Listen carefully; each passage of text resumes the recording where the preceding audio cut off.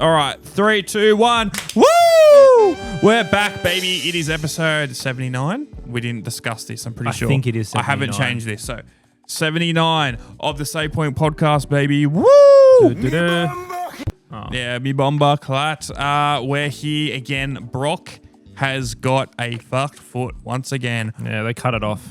Wah, wah, wah. Close enough. So we got Zach back again. Zach is the cleaner of the studio, and we said, hey, you know about games, you can come in here. The cleaner of the studio. Yeah, he's not a very good cleaner of the studio. No. Not a very good mopper, but Man can't mop. but he can mop these nuts. We need a D's nuts voice. I should get a D's nuts on here because that will be hectic. We've got Alicia on. She'll love me spamming that. Yeah, she's not coming on. Oh, let me start this. So we're back. It is episode 79. We've got a bunch of stuff to talk about this week. There's a bunch of stuff that has happened. Was there anything you guys want to talk about first? Well, I mean, the big news is probably the Oscars. Yeah, do we want to talk about the Oscars in general? Talk about movies on this game podcast. That's fine. We've had two very big music and movie episodes. Did you see much from the Oscars at all? I've seen some of the wins. I saw it was basically one battle after another and Sinners winning everything. Pretty much. It seemed pretty much that was it. Yep. And then there's a couple things to the K-pop Demon Hunters. Yeah. Fucking K-pop demon. So, what did shout out to the Samsung washing machine going off at the moment. Yeah, I just got the message that it was done. Was what won best movie this year at the Oscars? Was that Sinners? No, I think it was one battle after another. Because fuck it, Let's pull up the awards. Because I know Oscar winners. The only one I know is Best Actor, and then obviously Best Supporting Actor as well. That's because he didn't show up. Correct. And also the F1 movie won an Oscar. Best F1 movie. Okay, Best Picture was One Battle After Another at the Oscars this year. I fucking loved that movie. I'm really happy that won. Did you guys see that? Not No, yet. I've heard it's good. You should watch it. It's a very good movie. I really enjoyed it. It's different, but great. I did hear that enjoyed someone said that it pretty much has the same plot as Finding Nemo, which I obviously can't compare to. sort of, but very different. Very loose. Yeah. Best Actress, Jessie Buckley, Hamnet. I've heard people talk about this movie. I've not seen anything about it. I haven't seen anything about it either. Yeah. Which, realistically, looking at that list, I've heard of 2 of those movies, and it's Begonia and Sentimental Value. Yeah. Best Actor was Michael B. Jordan for Sinners. I think he did a good job, but I think Leo did a better job in One Battle After Another, though. Yeah, I think Marty Supreme got kind of stitched up a little bit. And people really didn't like that Marty Supreme, like Timothy Chalamet, got shafted a bit with that. Do you think I haven't seen that movie yet. I still need to see it, but everyone I've heard has said that it is. No, I haven't seen Marty Supreme yet either.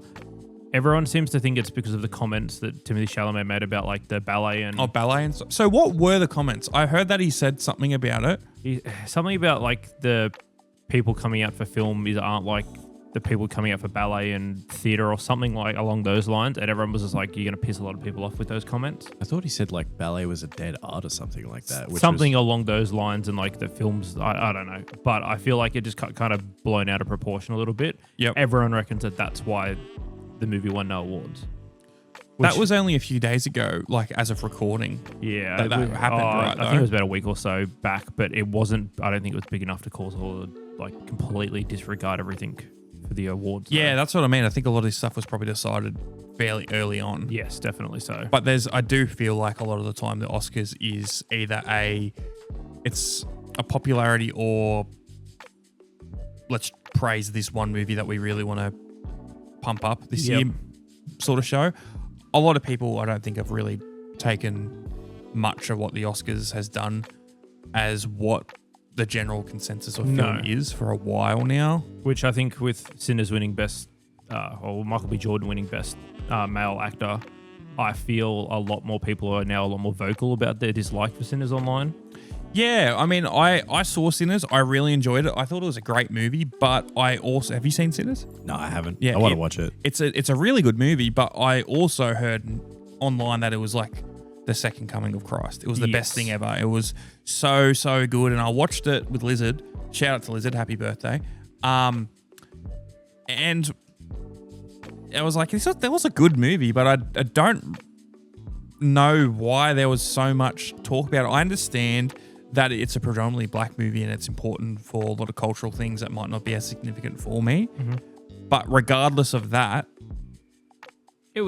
I enjoyed it. Like, I had no idea what it was going into it, and I definitely enjoyed my time watching it. yeah, same. I think I've watched it again once, I think, since then, and it still holds the same thing. Yes. But I don't know. I feel like with all the talk about all the movies that were up for, like, well, Best Actor in this case, and then obviously Film of the Year going to one battle after another, I feel like that they've done it a few times before where it's like, this movie's winning one award, it's also going to win every other thing it's nominated for. Yeah, they just get sweep. There's like every year, nearly any award show doesn't have to be only for movies, but for like gaming and things like that.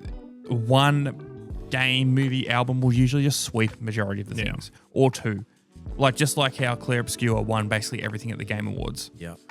Have you played Clear Obscura? I finished it. Yeah, he's a big proponent of that. Best Supporting Actress, Amy Magdalene in Weapons. That was the old auntie, right? That was the auntie. The spoiler was like the villain-isk, I guess.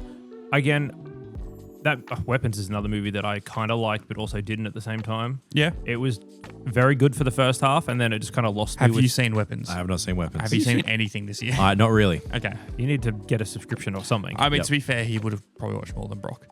But no, I liked Weapons. I really liked old mate in it. Josh Brolin. Josh Brolin. I liked him. I really like him in a lot of movies, honestly. I think was Jesse Plemons in that as well? Was Jesse Plemons in that? There's a guy that looks like him. Maybe it wasn't. I don't think so. But I don't remember anything drastic about her performance. No, she just played like a weird character. Yeah. So I think that's what people associate with, it must be good. All right, and then Best Supporting Actor, Sean Penn in Another Battle After Another. I agree with this. He did a very good job. Yeah. A very, very good job. I've seen you. We were talking about this last night. You haven't seen Frankenstein yet? No. Obviously, Frankenstein being a movie with Frankenstein's monster, blah, blah, blah. Jacob Elordi playing Frankenstein, like Frankenstein's monster in that film. I didn't realize he was technically a supporting actor when he's in the movie. Is Frankenstein... Oh, wait, so does he play Frankenstein or Frankenstein's monster? Frankenstein's played by Oscar Isaac. Okay, so the professor is Oscar Isaac. Yep. And then Jacob Elordi is the Frankenstein's monster. Okay, well, is the movie about... It's about him and like... Dr. Frankenstein or whatever. Kind of, but I'm pretty sure like Jacob Elordi's in for like... He's on screen for like 51 minutes of the film. Well, that's the same as like Sean Penn. Yeah. In Another Battle After Another. He's in it a lot. Yeah. I just didn't think... I thought being that... The whole movie being based around the monster, he would have been the lead actor in that film. You never know. Yeah. Benicio del Toro was also very good in I One do Battle like After him Another. as an actor. He's really good. I fucking love him. Sicario movies are goated. Yes. Best Have you director. seen Sicario? No. Let's just not talk to you about movies. Best director was Paul Thomas Anderson for Another Battle After Another. I really liked it. I agree with this. There was a lot of very PTA type of stuff in it, but that's what you expect going into a Paul Thomas Anderson movie. I saw some people saying Ryan Coogler should have won. I think for Sinners, I think Sinners was definitely better. Its strength was more its cinematography and writing, not the directing. Which I think he probably had a good impact on like the choices for the cinematography. Oh yeah, 100%. Like, I don't think he's a bad director at all. He's like the breakdown he's done of like the different IMAX formats they used for shooting that film were very, very cool. But again, the direction only goes so far. And yeah, Paul Thomas Anderson did an amazing job in that movie. Best animated feature was K-pop Demon Hunters. This movie has been one of the most polarizing movies I've ever seen. Yeah. Ever. So it's Netflix's most viewed movie of so. all time, I'm pretty sure. It's a Sony Pictures. Sony Pictures. There was a little bit of contention about... I haven't watched K-pop Demon Hunters. I know Zach hasn't. I have. Oh my God. So that's the one movie you have fucking watched this year. I was bored. Yeah, no, I'm not saying that's a bad thing. No. I am. What did you think? I thought the movie was like pretty good. Yeah, that's all I've heard. I like there was nothing wrong with it. The songs were pretty alright. Yep. I mean, the animation was pretty cool with the fights and everything. Yep. Because what are they? They're literally demon hunters, and there's a boy band. They're in a K-pop band, and then there's a boy band that's demons, and they're trying to stop the demons from taking over the world. That's it. Cool. And they sing? They sing K-pop. Yeah. So Yeah. I know my niece is obsessed with it. So every many time that people are- Golden song comes on. So many people are obsessed I with thought the this songs were okay, and now I fucking hate every single one of them. because they're played too much. Yes. Yeah. That's all I've heard. Same. I thought the K-pop Demon Hunters songs were decent, and then it just played to death. yeah. It is. Let this it go. is. It's giving me very much. I was about to say Frozen vibes, where it's like young kids are getting attached to this thing, and this is their hyperfixation, and they love it. It's a very good way to make sure you make money is to put one hella catchy song in there, pump all your merchandise out, and then Yep. just have everything about that song. Kids are going to want the toys. The parents are going to buy the toys. Oh, well, there's multiple money's made. songs Yeah. in this movie. But there was a bit of contention because the first thing was that at the Oscars, when they accepted it, they said this is a really big thing for Koreans, and finally we've got like representation in film and blah blah blah. Which I don't disagree that it's a big thing and they've got representation. It's not the first thing. Go back 4 or 5 years ago, Parasite. Yeah. That's the thing that I think really elevated Korean cinema. Not the Sony produced. I don't even know if this was made in Korea. No, I don't think it was. It's a bunch of Americans. But even like Everything, Everyone, All at Once, there's a fair few Korean actors in that, isn't exactly. there? Well, Like, that's an American movie, but way more Korean focused. Yeah, like I'm very, very surprised on it. And one thing, I think I'm going to get hate for this. I think K-pop music is good. I really do. I think K-pop fans are some of the most delusional fans I've ever seen, just because the hyperfixation and my big corporate billion-dollar company cannot do wrong, and I'm going to protect them.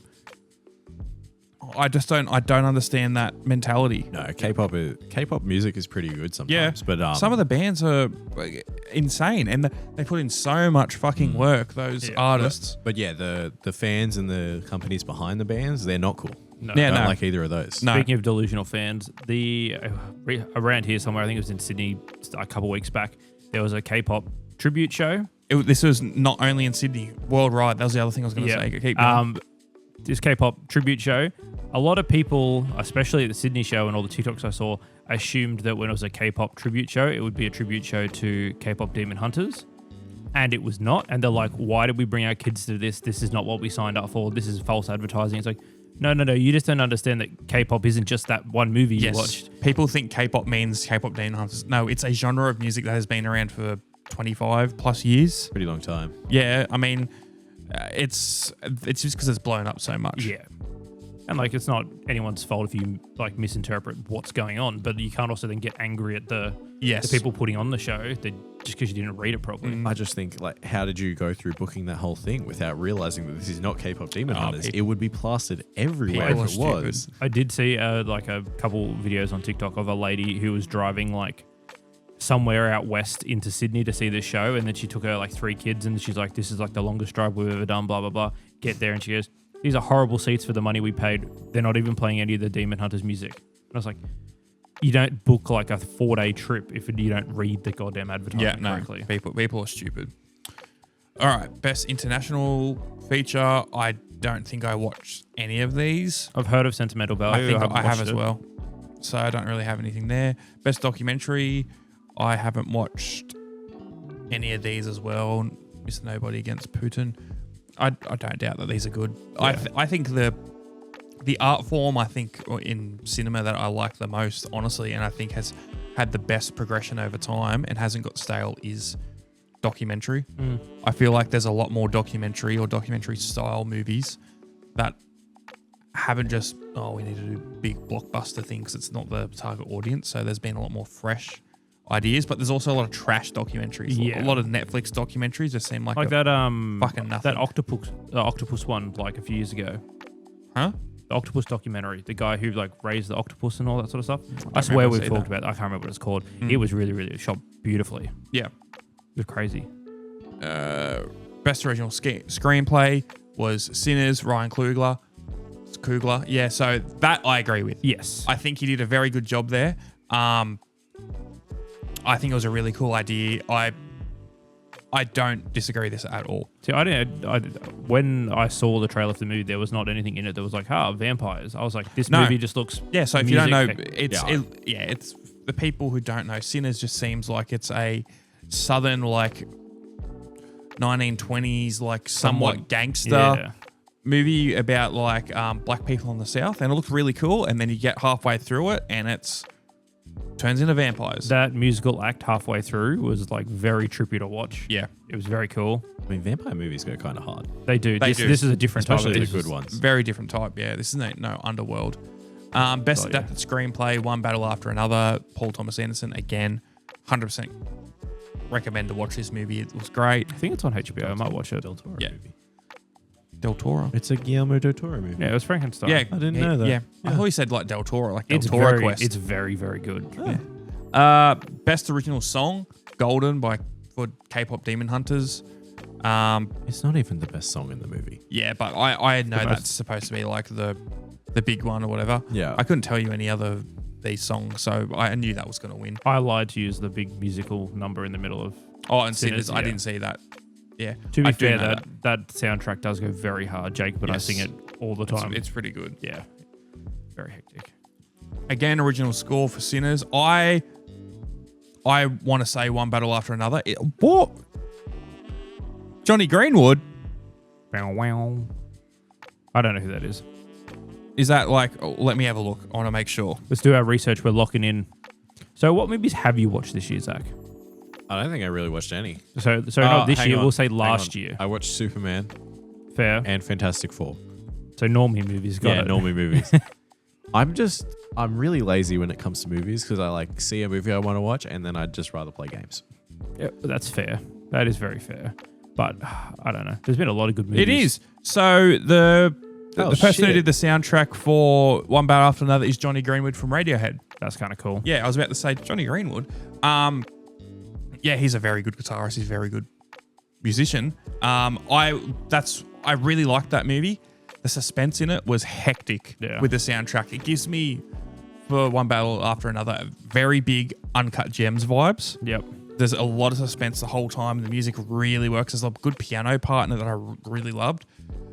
Sinners was good, but this stuck with me more, and that makes sense. It's Johnny Greenwood. He's one of my favorite musicians. Well, I think that's the same sort of response with like the music builds and the tension for Mighty Supreme as well. Cody was saying that because he's I heard seen that, it. yeah. He said it's the same thing as Uncut Gems. It just you sit on the edge of your seat the whole Whole way time, through. yeah. Very anxious feeling movie. Paul Thomas Anderson, he's what? I'll get- Uncut Gem as well, and then No, no. That's the Safdie brothers. That's Ah. Safdie brothers. They did Mighty Supreme. Okay, Yeah. okay. But let me get back here. I'll show you what Paul Thomas Anderson Fantastic Mr. Fox. that did. No, is- you're thinking Wes Anderson. Close. Which I I get get mixed it. up as well. I do as well. All right, let's get up. Where's Where's the filmography? list? Where's the list? Where we want to check it twice. No. Collaborators. Wasn't it where's just down? Does it have? Yeah. Okay. Boogie Nights, Magnolia, Punch yeah. Drunk Love, There Will Be Blood. That's supposed I to be really one of the wanna best watch movies. that one. I still That's haven't very watched that. The Master. I never watched that. Inherent Vice. I didn't watch that. Phantom Thread. I haven't watched a bunch of his movies, man. I've heard people at work say Licorice Pizza is good. Mostly Nick. Nick. Yeah. Nick. I've watched Boogie Nights. I've also I've watched watched Boogie Nights. a very long time since I watched Boogie Nights or Punch Drunk Love, but I've watched both of those movies. But they're very good movies. But yeah, I think he collaborates with a lot of stuff. I've expected him to have a bigger Yeah, filmography there. yeah. There's a lot of He's probably got a lot of like not assistant directors, but yeah, like but like credits and all that Yes. throughout. yeah, there's like a lot of stuff here that he's. I mean, there's all the movies that he's on, but it looks like yeah, whatever. All right, so and then we'll just quickly get through this list. Best cinematography for Sinners, I agree with that. Yeah. One Battle After Another was also very good, but Sinners, they just had a stylistic choice, and I think they went in. I feel like going for best cinematography in a movie, you can really, when you start production, you be like, we want to be best for cinematography, and there's a lot of decisions you can do story wise or location wise to make that a much higher chance. Yeah. And I think a lot of the things they did in Sinners really lends to that. Yeah. And I feel like One Battle After Another had some very good cinematography, and it was very close as well. And same with Mighty Supreme, they all had that.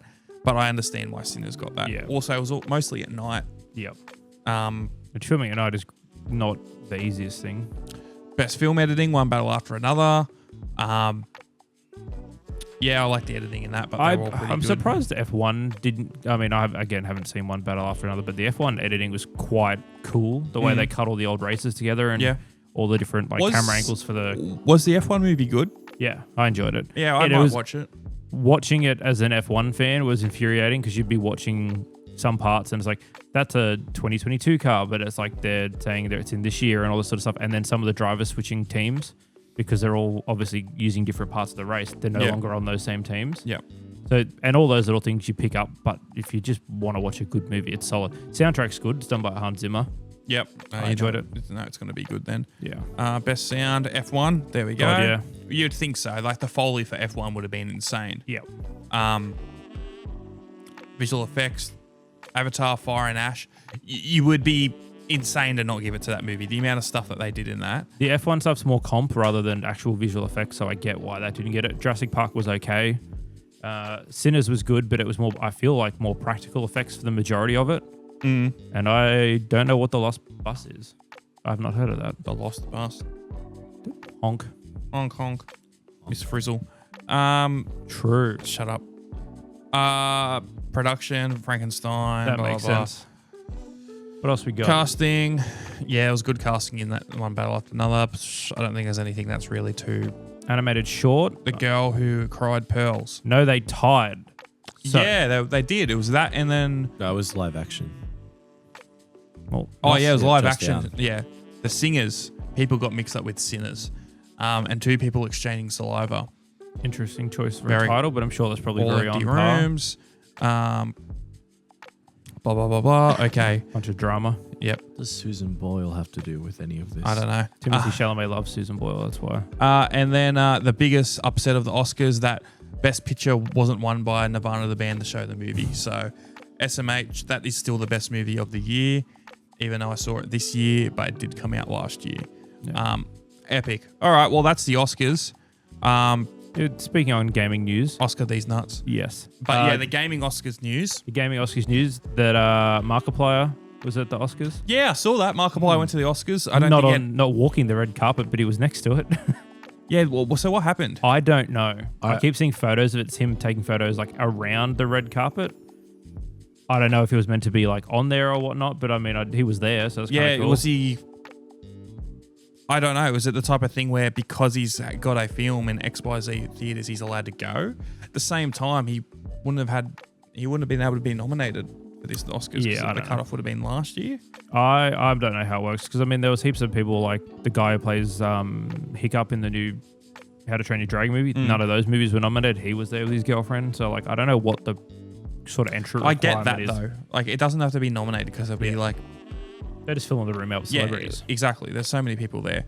I don't know. Like I don't know. It would be cool if Markiplier went and he ended up winning something. That would be that. We'll have That- to wait till this time next year. That I don't think that will ever happen though. I don't think I think the closest to like a YouTube or like lower indie, like non-official mainstream movie or short winning anything was the Philippou Brothers with Talk to Me, Talk to me.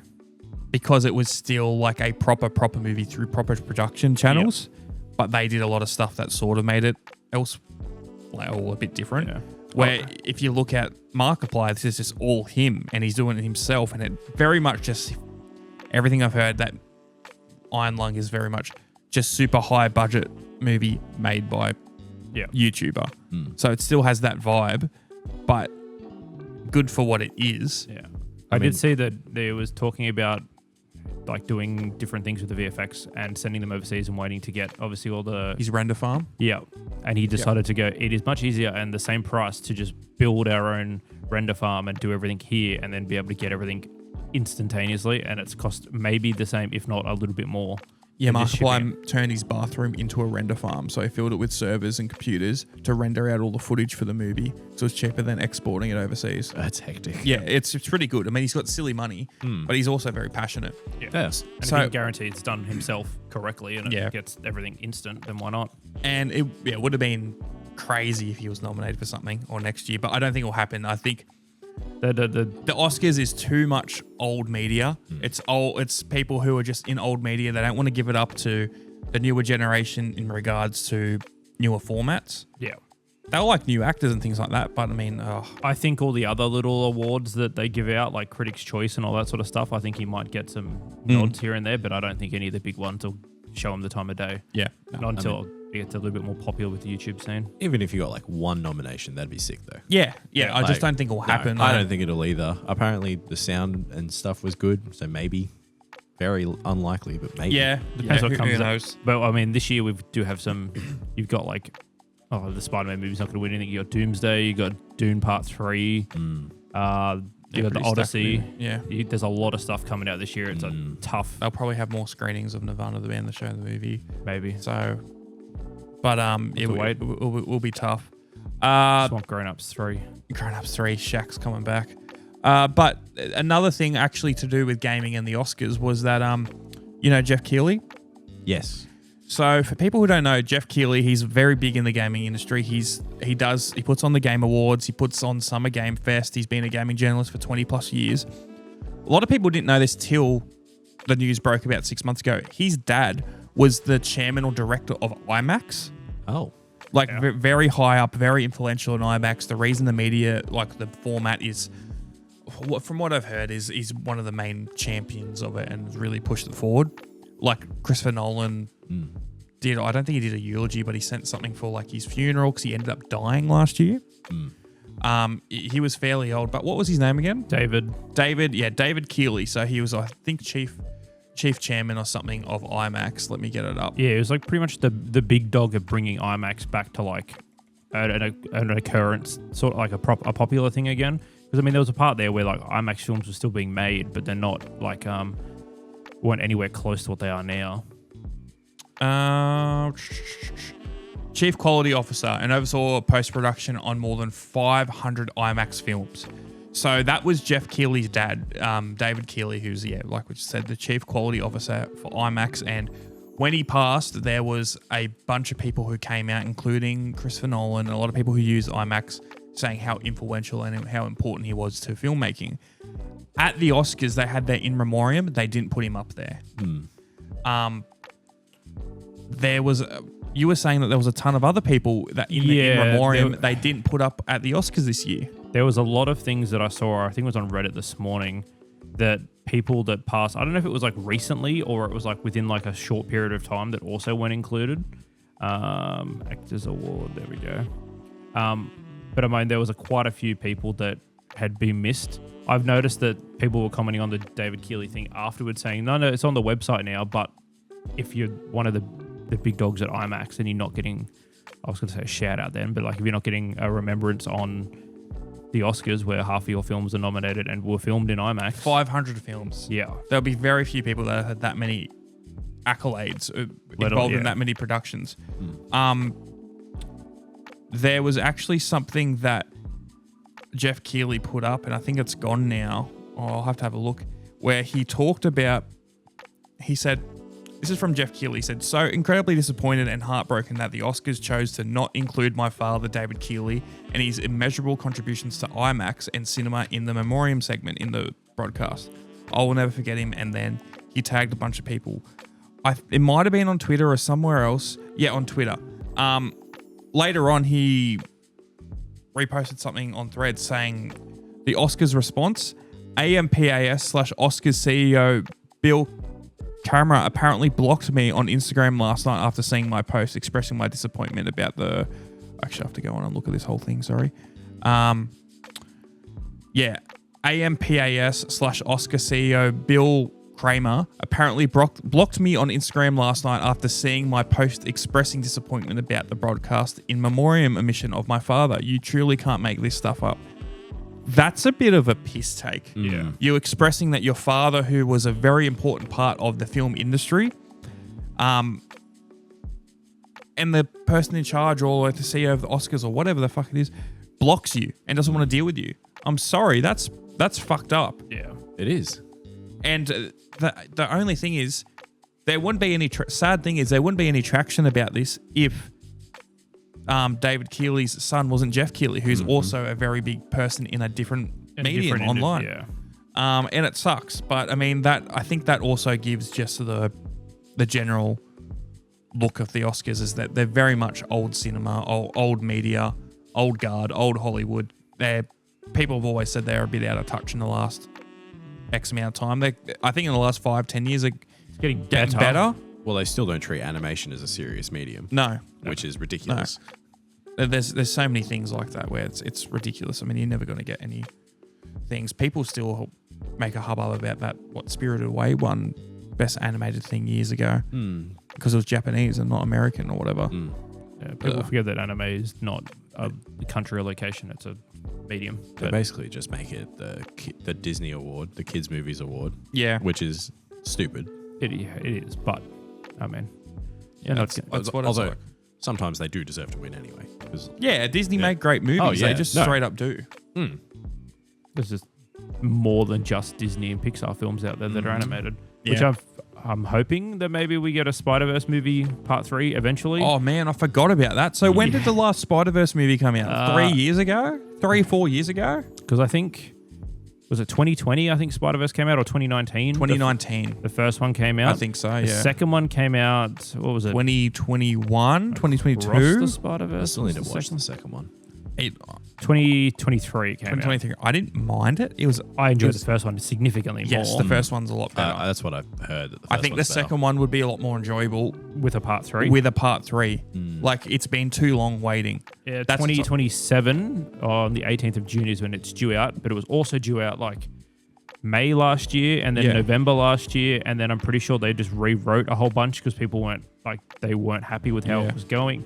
I don't know. If they bring it out, everyone says it's going to be like one of the best trilogies of all time. The fact that it's it'll be 8 years or something by the point that it comes out, it's a bit of a joke. So when Into the Spider-Verse first came out, that was a great breath of fresh air, just out of nowhere, great animated movie. When that second one came out, you would have thought, because the third one was already greenlit, it's a part 1 of 2. Yep. You would have thought they would have been made in either conjunction or halfway through production of the second one, they would have started the third one. Yeah. It's too long of a wait. I don't think they had started much of any of it. Because they've set everything up for part 3 and you're like, awesome. And then it just keeps getting pushed back. It doesn't make sense. The time between Spider-Verse and the second one is almost the same as between 2 and 3. Yeah. As if because the first one, I can almost guarantee, they only greenlit that when it was a success. Yes. That's not the type of movie you've got to... Sony wasn't going to put that money in. It just happened to be such a good movie, animated well. And it ended perfectly. There was a need for any more after that. No. And it was the type of movie where you could add sequels, which they did, but you could have just cut it off. That's the whole reason I wanted to go do VFX, because I watched that movie. Yes, I could 100% see that. I completely avoided it because I was like, oh, there's a new Spider-Man movie out. I'm not going to go watch it because it was from everything I saw, it was geared at like younger children. Yes, they did. I was like, that's fine. I'm not going to watch it. And then I was at home like Christmas of like 2019 and I was like, oh, I'll put it on. Watched it and I was like, this is fucking hectic. I want to make movies. Yep. That hasn't happened, but that's... It's always at the point where I don't want to go into the industry like that. It just seems very toxic in a lot of ways and you need to do your one niche and that's it. Yeah, which I feel like they took a lot of the stuff, because I'm pretty sure it was the same company, which was Sony Pictures Animation or whatever I think it's called, who did K-pop Demon Hunters. It is. Yeah, because a lot of the same workflows that set up for 1 and 2 are the same in that, So K-pop Demon Hunters, I think, got approved for 1 or 2 more movies or 3 or something ridiculous. I don't know. It got approved for more. That they would have just started making it from now. Yep. Because there was no guarantee at all that movie was going to succeed. Crazy that went straight to Netflix too. Yeah, I don't think they had a theatrical release. They don't think they had that much hope that it was going to do well. But that just shows it's one of those things where it was just a market where they didn't realize it was untapped. Yeah. It'll be interesting to see what other stories we get. I mean, Netflix has been pumping out some hot garbage for a while, but there's always like a rough one in there that's actually half decent. Yeah. Like that War Machine movie I watched the other week. Yeah. I didn't mind it. Yeah, no, I've heard good things. I saw a photo. Alan Richardson, who plays 81 or whatever he's... Yeah, I think it's 81. The main character of War Machine, he put up a photo on his Instagram and it was a War Machine poster, but it was redrawn as Metal Gear and him and Snake. That's hectic. And he said something like, oh, this is hectic. And then after that, he's like, what's next? Lali Lulelo, which is a thing from the games. I was like, that's not, you need to play the games to write that in there. So who knows? Alan Richardson might be. Kojima really liked, he's like, oh, I just chucked it on. I had another movie I bought to watch and you're watching. He goes, I really liked it. And in there, he goes, yeah, very Predator cross Metal Gear. I enjoyed this film. Yes. And I was like, that's very cool. Yeah. Well, I wish, who knows? There might be a point where Kojima has some sort of input in Metal Gear again. If it was even just like a producer role on a movie, that would be insane. And if it was someone who really loved the role on both ends, that I think it could be a really good thing. I still reckon Alan Richardson as Batman would be hectic. He would be. I don't know if it's going to happen though. Oh no, definitely not. He's at that point now. Like I think the Reacher's just done a season 4. I think he's at that point where he's a little bit too old. Yes. To be, you got to be like early 30s to kind of carry. Alan Richardson's very stocky. Yeah. He would be very good as like Dark Knight Returns Batman. Yes, I can see that. But also, I like Ben Affleck as Dark Knight Returns Batman. I like Ben Affleck. I like Ben Affleck in general. A lot of people don't like him. The movie sucked though. Ben Affleck was okay. Which movie are we talking about here? Batman vs Superman. The ultimate cut or the normal cut? Because the ultimate cut it's infinitely better than the BVS. I don't think I've seen the ultimate one. I haven't seen the. It's like it gets rid of all that weird choppy editing where you cut out and you miss all the plot points. Are you sure you're not talking about Justice League? No, because Justice League is infinitely better with the Snyder cut. Well aware the Zack Snyder cut is way better. Yeah, no, I'm talking the ultimate edition of BVS is much better. I will die on that hill. That's a bad take. No. And speaking of bad takes, Hell no. we're that's bad. That's very bad. Another thing that we got up today is I saw a thing by the gaming. I don't know what company runs this page. I don't know. It's called just gaming on Instagram, and they put up a thing saying like community hot takes a lot of the time. So we're going to go through a few of them that I saw. So here's some of the hot gaming takes that we saw on gaming.com or something. Gaming Insta. Yeah. So from Aliz_201049, Cyberpunk 2077 is a boring game because of its insane amount of dialogue. That's what? Actually, dog shit take. That is a very dog shit take. It is, take. and also not a valid response for being boring because you can skip the dialogue. Yeah. If you don't want to do it and you just want to get into the action, don't do the Also, missions. that's not a unique thing to Cyberpunk. That's what I don't understand. There is so many games. Basically, any RPG is going to have a fuck ton of dialogue. Yeah. I don't think that's what makes that game boring. Cyberpunk's a very strange game. I think it is. I had fun with it, but I don't know why I had fun with it. Yes, there's points where I was like, this is so fun, and then there's times where I'm like, you're driving around to a mission, you go, I'm turning this off. I don't play anything else. I've been playing it for 20 hours and like, I don't need to play this anymore. Like, it's not bad. It's just, I don't know. I never played Phantom Liberty, and I've heard everyone say that Phantom Liberty. Everyone says that makes it makes Cyberpunk like so much better. Shit, yeah. It's like, it's such a good improvement to the game. No, I agree with you with the Cyberpunk though. Play it for like a whole week, then don't touch it for like months at a time. Yeah. Looks very pretty on the computer, but I mean, that's about it. All right. The next take that we got on here is by Zuhabib_21. Last of Us Part 1 is better than Red Dead Redemption 2. That is just straight up wrong. I haven't played Last of Us Part 1. Haven't you played Last of Us? Fuck me, you and Brock are hopeless. It never really interested me. I've played Red Dead 2. Yeah, I mean, that's a different story. I love Last of Us. I really do. I think it was an important game, especially at the time. It did push the medium forward, but like... The first one did, not the remake, remaster, and then the PlayStation 5, and then the Pro version. In hindsight, those games, they're fun, but there's not enough game in it, if you know what I mean. It's very good visual narrative. Yeah, 100%. Extremely good story. Very good. I do love Last of Us, but you can't compare it to Red Dead. Red Dead 2 is miles better than Last of Us Part 1, I reckon. I think it's a much more... I mean, it's a much bigger narrative, but I feel like it's written in a much better way. Yeah. And I do feel like, I mean, like the whole point of that game, it's like Last of Us Part 1 is going off a very long period of time. It's like a year, 18 months, something like that.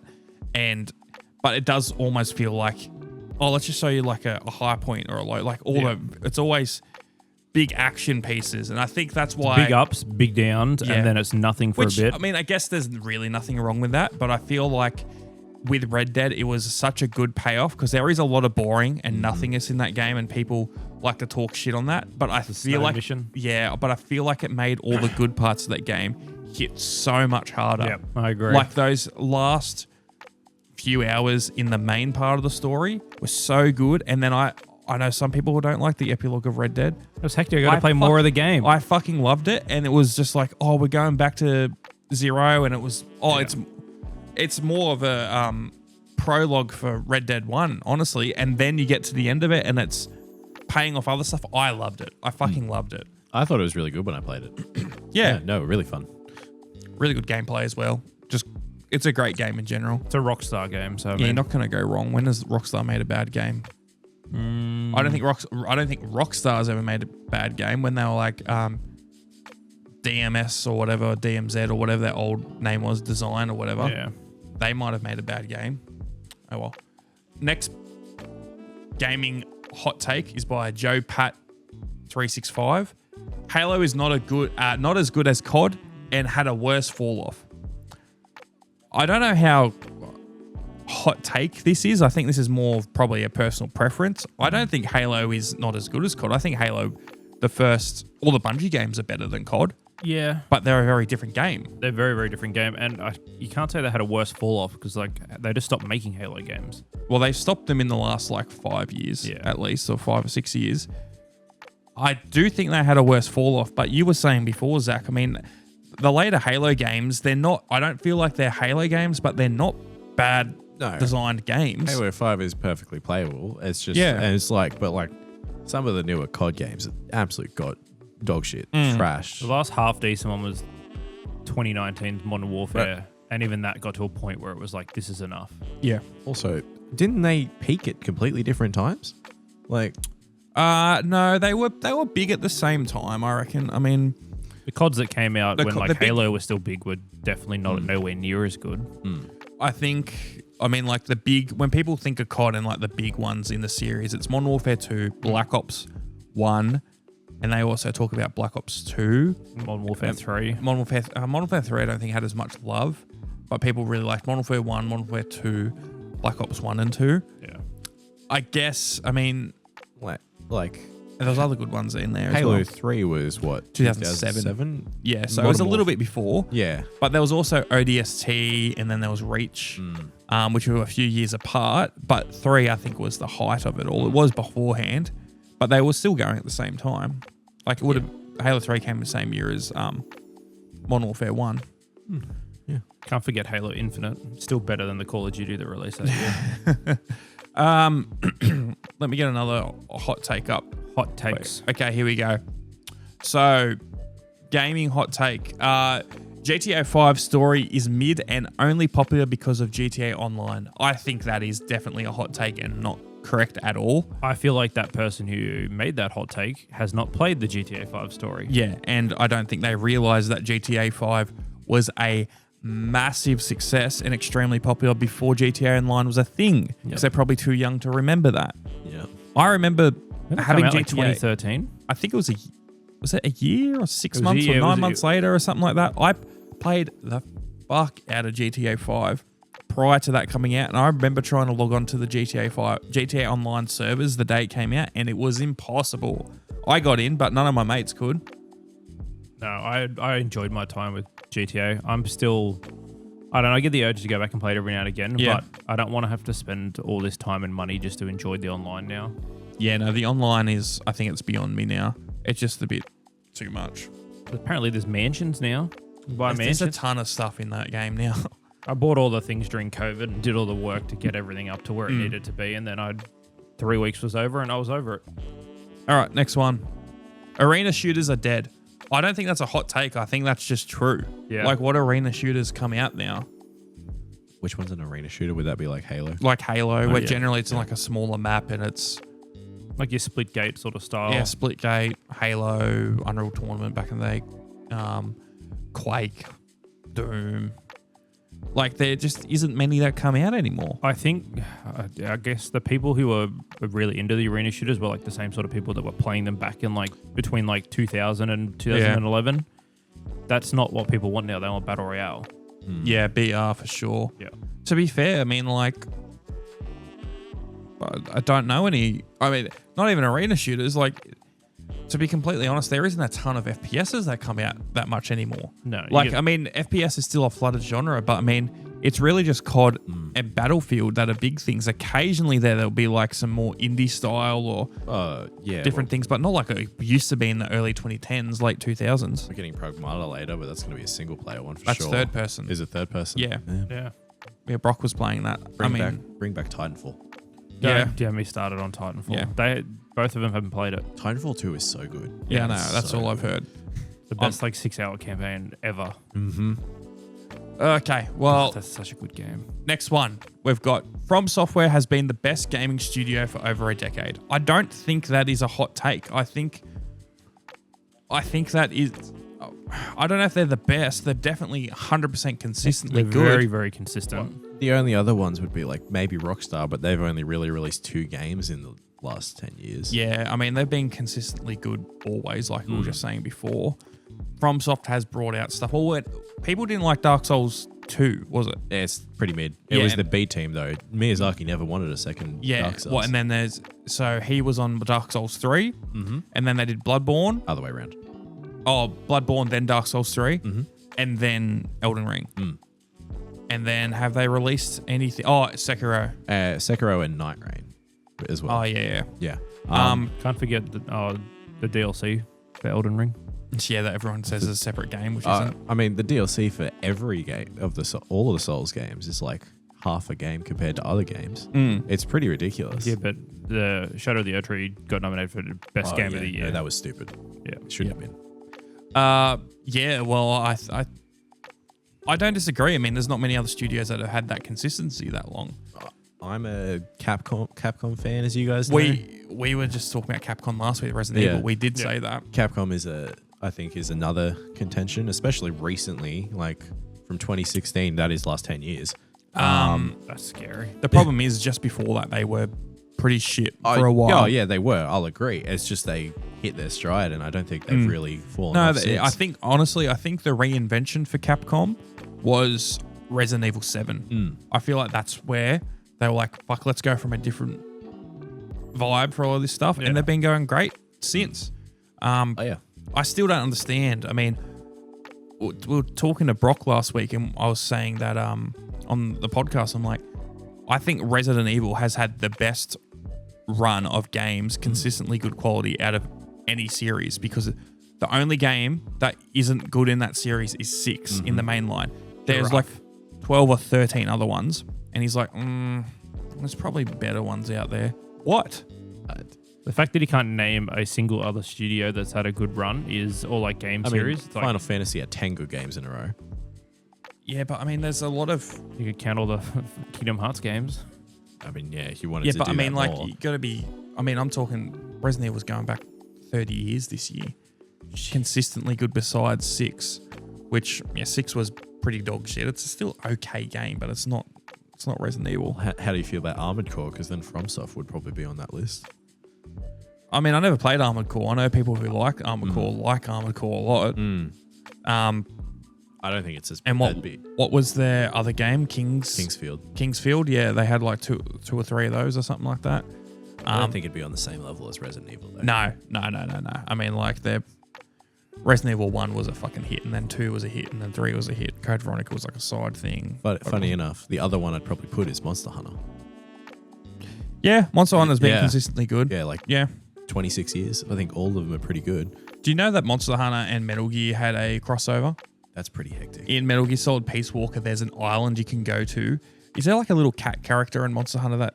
Yeah. Yeah. Palicos. Yeah, Fucking annoying little cunt. they'll take you on a boat over to an island, and you would literally just fight the monsters in it. They're like mostly like more dinosaur-looking ones, from what I remember. Yeah. But this is like 20 years ago. I kind of enjoyed my time with Monster Hunter. You played Wilds, yeah? Is that one of the latest ones? That's the newest one. This is I think it would put him in like 2018, 2019. You I probably think played World. World was good as well. That was the one that I remember a lot of people went Yeah. off and said it was really good. I don't know. I just don't like those super grindy games like Not that. my game. but I can see why there's a massive appeal in Monster Like Hunter. Jimmy loves all those sort of games, and I just can't stand them. Grinding. I think Monster Hunter does it right. I think the combat's fun. I enjoyed the combat. I just didn't like all the other side shit I had to do. Yeah. Grinding is fun to an extent. Yeah. Correct. Yes. And I All right. Well, That was We agree gaming with hot that. takes. Woo. So from there, what are we going to talk about? Oh, well, we've got this on the screen. May as well talk about this. So for people to know, Fortnite has increased the price of V-Bucks. Someone is saying no one cares in this comment here, but I can tell you a lot of people do care. I mean, I personally not buying V-Bucks, but it's a big thing in the industry at least. Parents are screaming everywhere. So Fortnite V-Bucks prices have changed they're about to change from the 19th of March. So the day that this episode comes out. and the day SBR comes out. And Oh yeah, I forgot what that alliteration was. Steel ball run. Jojo. I guessed that's yeah. what it was. And then there's also what's his name coming out soon. I can't think of what that other game's called. Crimson Desert. So Fortnite V-Bucks prices have gone up. From the 19th of March, they're going from the $9 V-Bucks. Instead of getting 1,000, you're going to get 800. For $23, you're going to get 2,400 instead of 2,800. For $37, you're going to get 4,500 instead of 5,000. And then for $90, you're going to get 12,500 instead of 3,500. See, this is a bit confusing because they're like, here it says that the Fortnite V-Bucks are going up, and then on the gaming post it says that they're increasing the prices. They're just they're decreasing what you get for the same money. Well, it's still increasing. The value of a single V-Buck has gone up. Yeah. It's just you can only buy them in these increments now. Which are Or it's always had. But so they're saying the cost of running Fortnite has gone up a lot, and we're raising the prices to help pay the bills. That seems bullshit. Like, I don't doubt the prices have gone up for the servers or whatever for Fortnite, but man, it's one of the biggest money generating entertainment media properties of all time. Yeah. What do you mean that you need to increase the price to keep the lights on? It's fucking Your Epic Games, bro. Stop giving out free games every month if you've running out of money. Honestly, they need to shut down that service. There's one good game every 6 months, maybe, and it's like a good B grade game. It's not enough for me to want to even use it though. Every time I turn my computer on, doesn't matter if it's been sleeping or it's off, it's like you get like 6 notifications in the bottom corner and you can't spam click them. You've got to individually click on each of them. Fuck off. Yep. Gross. It's a bit like that. Glad they fixed their download thing so I can now play Fortnite. But I'm still not games gonna are spend money on downloading it. quicker, to be completely fair. But if you're using like the Epic Launcher as your like main game page, reevaluate your choices. Yeah, not wrong. I don't know anyone who uses it as their main thing. No, someone I went to uni with did, and I was like, oh, that's interesting. Yeah, something's wrong with You that. save like 3% or something. That's why they did it. And I was like, oh, Gross. that's worth it. Whatever. Another thing I wanted to talk about is, have you guys seen this Jeff Kaplan interview? I saw a thing on TikTok this morning. I didn't read too much into it. So, do you know who Jeff Kaplan is? I'm going to need to refresh it. The So name sounds you've probably familiar. seen his face. So Jeff Kaplan used to be like the overhead guy of Overwatch. Yeah, you put Overwatch next to him, so it's Yeah. that's why he used to do like all the community updates. Let me get it up. Jeff Kaplan. Project Shadowglass has another gameplay trailer. That looks interesting. That's that cool PS1 graphic style one we were looking at a while back. That is cool though. We'll look at that in a bit. That looks cool. Jeff Kaplan. So this is Jeff Kaplan, if you remember him. Yep. So the big thing, Jeff Kaplan used to do all the Overwatch things. He was like the head of the Overwatch team. He always used to do all these type of videos where he would talk to the community about updates, things like that. He was a bit of a meme, but he was old guard Blizzard. He'd been there for a long time. He had an interview with Lex Friedman. Is that the guy's name again? Lex Friedman. He does like interview style things. And there's a part in this interview that he has with Jeff Kaplan where Jeff Kaplan says that he was pulled into like the CEO, CFO's office for Blizzard and told the Overwatch League needs to make X amount of dollars within this next year, or we're going to fire like 1,000 people. The the Overwatch League was their esports thing that they were trying to do.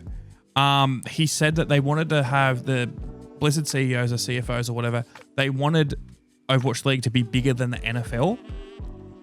That's a big call. That's a very big call. There's not that many Overwatch fans. And well, Overwatch used to be very big. It's not as much anymore. Yeah, it's also, it used to not have competition. Yeah, it was Overwatch was all that I remember from the competitive, like, Well, aside from TF2, but hero shooter Yeah. sort of vibe, yeah. Yeah, so apparently he said in this interview, I need to get it up, that was the main thing that made him be like, nah, fuck it, I'm getting out of here. Like, I'm not dealing with this anymore. Where is it? Surely. Surely there's like a short clip that someone's posted of it. And why he left. Let me see if I can quickly get. There's an 11-minute one there, but Yeah, that's it's not. It's like a 30-second minute clip or something like that. Oh, fucking hell, where is this Jesus thing? Christ, that's a big Reddit comment. He's the director. Here we go. Oh God, yeah. Broke me was it used, and what eventually broke me was it used to be like in 2016 and 2017, I Kind of felt a very in live file. control Yeah. of the Overwatch team and the direction of the game as a game director. You know, working with Ray Gresco as the production director, it felt like we were running Overwatch. And we were very, very successful and doing a good job. And I think the fans were happy. And then Does as we Blizzard run transitioned, Overwatch? you know, Overwatch League What do you was mean? the best intention. like Blizzard, my the- parents like always the say company road to behind hell's paved Overwatch. with good Yeah. Yeah, okay. intentions. That was the Overwatch League, and it ended up being an albatross. And then Overwatch 2 was the same thing. And what it boiled down for me, like what sort of ultimately broke me in my Blizzard career Here we go. This is the main thing, I think. was I got called in the CFO's office, and he sits me down and he says, he gives me a date, which at the time was 2020 and was going to slip to 2021, but at the time it was 2020. And he said, Overwatch has to make in 2020. And then every year after that, it needs a recurring revenue. And then he says to me, if it doesn't do dollars, we're going to lay off 1,000 people. That's and that's going to fucked. be on you. How much money do you reckon it was? Do you reckon it's 20 billion? And that was it'll just, be something ridiculous. But the fact that the CFO says we're going to cut 1,000 people and it's on you, Yeah. that's fucked up. we're going to lay off 1,000 people, and that's going to be on you. That's fucked. And that was just the biggest fuck you moment I had in my career. It felt surreal I to know be that in guy. that condition. And as somebody who's worked on a lot of games, made a lot of games, you get in these meetings where they're like, Fortnite has 1,400 people working on it. If you just hire 1,400 people and make it free to play, we'll make that money, right? And that was, I had believed I would never work anyplace but Blizzard. I loved it. It was a part of who I was. And I felt I was a part of it. And I literally thought I would retire from the place. I never thought the day would come. And that was it. I was like, we're done here. Luckily for Blizzard, that CFO is no longer there. First off, that's not how you think our company treats its staff. Like, just like as expendable. Be like, by the way, you're using in this sort of ploy to win, like get a bunch of money and all that fucking bullshit. And then you'd be like, oh yeah, by the way, we're just going to fire all these people if you don't succeed. Yeah, I mean, like, imagine being someone. So we got Jeff Kaplan here who has worked for Blizzard for like 20 years or something at this point. He's OG. He worked on the Warcraft games. And he gets pulled into the office of the CFO and he says, you need to make, I don't know what the number is. What do we think the number that they wanted? 20 billion. Let's say 20 billion. It wouldn't Something have been. stupid. Let's say 20 billion though. You need to make 20 billion, 10 million, 100 billion, whatever the fuck the number was. And if you don't, we're going to fire 1,000 people. what the fuck? I mean, this person, CFO, probably has got nothing to do with gaming, has come in probably in the last few years or so because he's the head of this big company.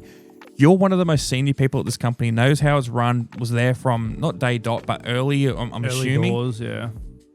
And you're getting told that you're making 1,000 people go because of some dumb decision by someone high up. That makes no sense either, because if you tallied up all 1,000 people's wages, you're not getting close to that number anyway.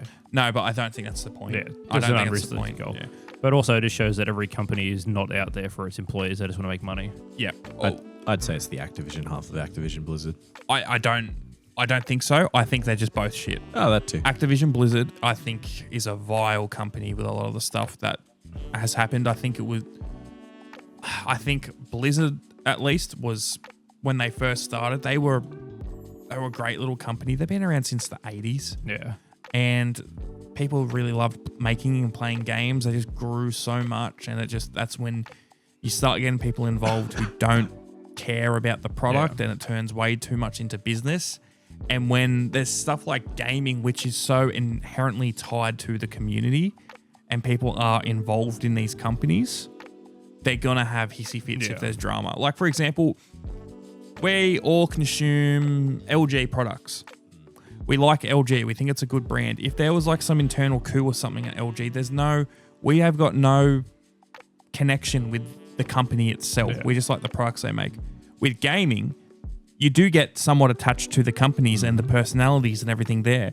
If you see something like that and you see Jeff Kaplan leave Blizzard, or XYZ person leave these big company, and you hear all about this type of drama internally, You're going to think about it before you buy their you're next going to game. get a bit more of a sour taste, and people will boycott and things like that. You don't see that. And I think a lot of the bigger CEOs and CFOs or controlling people who come into these gaming companies don't think about that and don't see that because they're so removed from the community around these games, and they fuck it up. Yep. That's why there's companies like Valve that are going so well for so long because they're still private. The head of the company is still Gabe Newell, who's got his finger on the pulse and knows what's going on. Did see they got sued again. Yeah. Steam and Valve. They're always getting sued. I think And they win like every time. Yeah, some music Because thing it's from always- the UK publishing rights. it's Some always bullshit. Except for when the ACCC does it. Then they lose. To be fair, That was good for everyone. that was good for everyone. That was good for everyone. I don't know why they didn't do it. I mean, like when I first started using Steam, everything was in USD. It was the whole store was in American dollars, Mine's still in I USD. vaguely remember that. Like, but it wasn't a feature. It was like Yeah.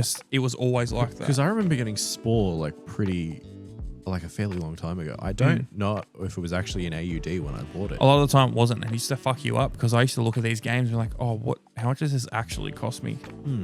And sometimes they end up being a fair bit cheaper or a fair bit more expensive just because whatever. Yeah. I think, and then they just ended up splitting the store, but that was a long time ago now. They did that like 10 years ago. I haven't heard of Spore in a very long time either. Yeah, I don't think many people have heard of Spore in a long time. Oh, God. It's a very early game. Well, we've talked about Jeff Kaplan. Yeah. Was there anything on here you guys wanted to talk about next? We can skip 14. It doesn't really make too much of a difference. We can talk about 13. Yeah. So, one big thing tech-wise came out recently was DLSS 5 NVIDIA has released, which is their... What is that? Their new... Digital Learning something S. I don't know, but it's like their somewhat ray tracing AI. I don't know. It's I sort don't of know. like- It's their. Well, I don't know. DLSS a lot of the time is fake frames interjected, but this seems like it isn't that. It's also something I think else. they've gone a little bit further because I think the way it works, I'd love to know what it stands for. I know it's digital learning something, but it's used to give you a performance boost while also keeping the game looking Good. good. So at least Metaverse here on Instagram is saying NVIDIA has just announced NVIDIA DLSS 5, an AI-powered breakthrough in visual fidelity for games, which is coming this fall. DLSS 5 infuses pixels with photorealistic lighting and materials, bridging the gap between rendering and reality. However, gamers aren't happy with the announcement. Swipe to see. Shut up. So... Wait, I get why people, like when I originally had this written down, I did see this video of Grace here and I was like, oh yeah, cool. I see why people are mad because like it obviously does have like just the telltale signs of just an AI face filter. I then looked at it and watched a few other people's breakdowns on them using the filter on like all the other games it currently has. It looks like they change more than just the face thing. It's just that obviously this is the focus in that. Yep. Like I saw it on fruit and then on walls and like landscapes and stuff. You do notice a big difference in how it does, like how it works and how it looks. I don't know how well it changes your performance. Because that's meant to increase that while also keeping the games looking very, very like realistic. So this is the video of it. Might have to try it out. So it's supposed to make a lot of this stuff a lot more photoreal. It makes it a lot more AI looking. Like it's Leon looks funny. like, I don't know. It's, is this Hogwarts Legacy? Yeah. Legacy D's nuts. See, this is the one that I was like, that's very much like... That doesn't look good. I mean, his face looks fucked there. I mean, some of these just look so bad. I didn't think the Leon one looked too bad. It depends where they're pulling, because obviously they're trying to use like realistic lighting here to get those shadows and that to look okay. If it doesn't fit the scene it's going into, it doesn't... Yeah, see, they look too well lit then. Yeah, I don't know. I mean, like... They fucked up Virgil van Dijk. That's not even remotely close to what he looks like. Yeah, no, it's very interesting. I don't know. I mean, it's something I'll try it out, I guess.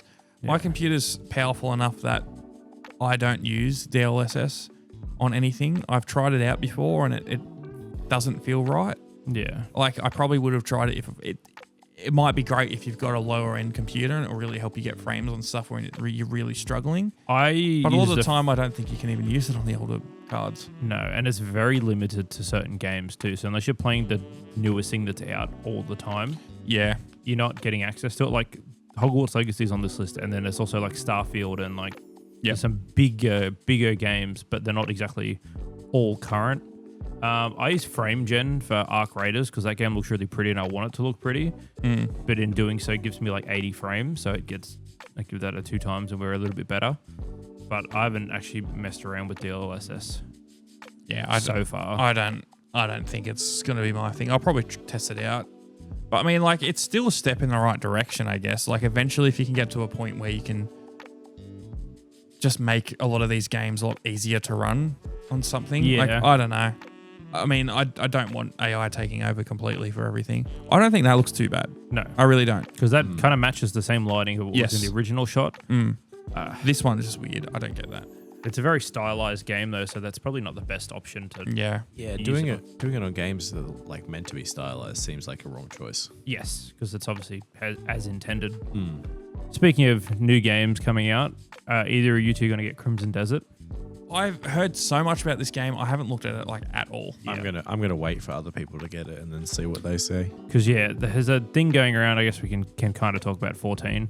A lot of people on PC and Steam have noticed that they've changed something with their like pre-order information. They've now added de novo, whatever the hell it's called, which is like a kernel-based system to check if you're tampering with the game and to make sure you're actually paid for your game that you're playing rather than just sailing the 7 seas to grab it, which apparently can cause quite a few performance issues, cause the game to like crash and a bunch of other little hiccup things, which I was talking with one of my friends last night about all of this. And for a game that's Crimson Desert's meant to be this big open world RPG style game, if you're so worried about something like that, why don't you just grab it on console?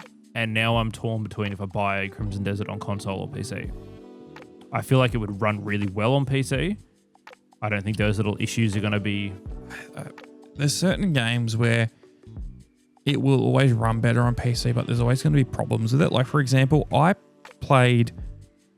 let's talk about Ark without Brock being here. I love talking about games he likes without him being here. I played Ark Survival Evolved on PC and console. I had more problems with that game running on PC than I ever did on console. Yep. It might not have looked as good. I had a way more powerful PC than my PS4 that I played Ark on, and I had way more trouble with it. It's just those games aren't like a full-on optimized game. Yeah. And I still prefer to play a lot of stuff on console because it is fully optimized and it's just going to work. Yep. Very rarely do games crash or have problems. It is way more of a thing now than it used to be back in the day. but still, it's not very common at all. PC, there's way more problems. Yeah. There just is. I don't want to spend 25 minutes. Like, I'm happy to spend 25 minutes customizing all the settings to get it to run how I want, or like tweaking things.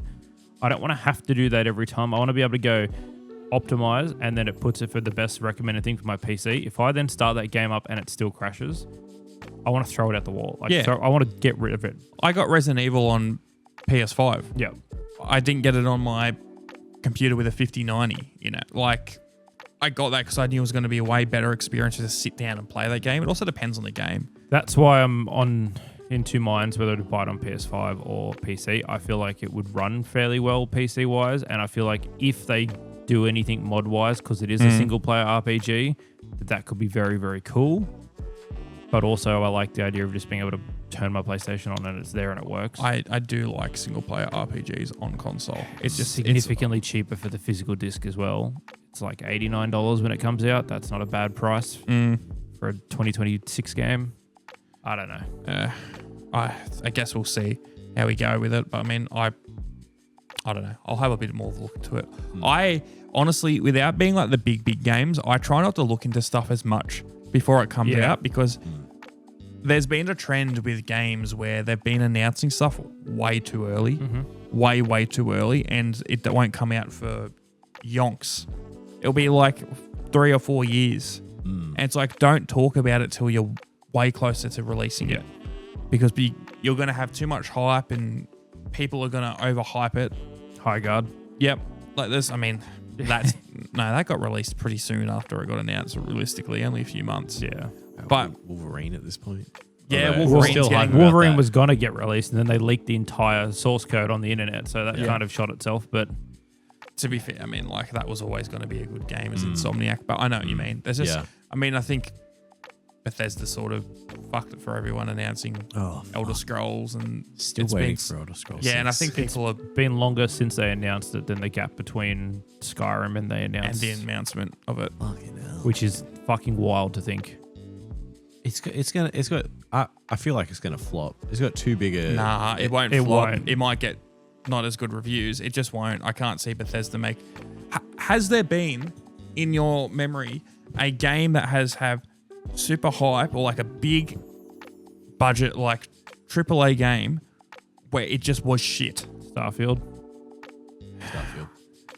I wasn't- really was keen. I don't think Sea it of was Thieves. shit. I just don't think it was as good as it could have been. Sea Thieves, yeah. Wait, hang on. Is it Sea of Thieves or which one was the No, yeah, Ubisoft Sea one? Thieves is the fun one. Oh, You're sorry. thinking of. I'm talking about more like a sequel. So there's already established that this game is good. Dark Souls 2. Yeah, I mean, But the thing is, that's compared to most games, that's still a good game. it's still a good game. It's just like not as good as Dark Souls Like, 1. in what world is Bethesda really going to release a fucking horrendous Where, sequel to Skyrim? where Microsoft steps in too much. Yeah, I mean, like, Fallout 76 was not good at launch, but it was still, Yeah. it was just lacking a lot. But they're not going to do that with their. But then they also money decided to make maker. that live service. So, I mean, they Yeah. kind of shot themselves anyway. So, I just can't tell you any games that I can think that. Borderlands 4. No, 3. 4 was okay, but 3 kind of sucked. I'm not a Borderlands fan. Yeah, I've heard that. It's just Oh, I got one. The new Skate game. yeah, Technically a sequel, but it's also yeah, but like not at the same time. that game had so much hype, and they had all the ingredients right there, and all they had to do was put it on current consoles and then not change a thing, and they fucked it up royally. Without being like, oh, actually, no, I want it like being this thing.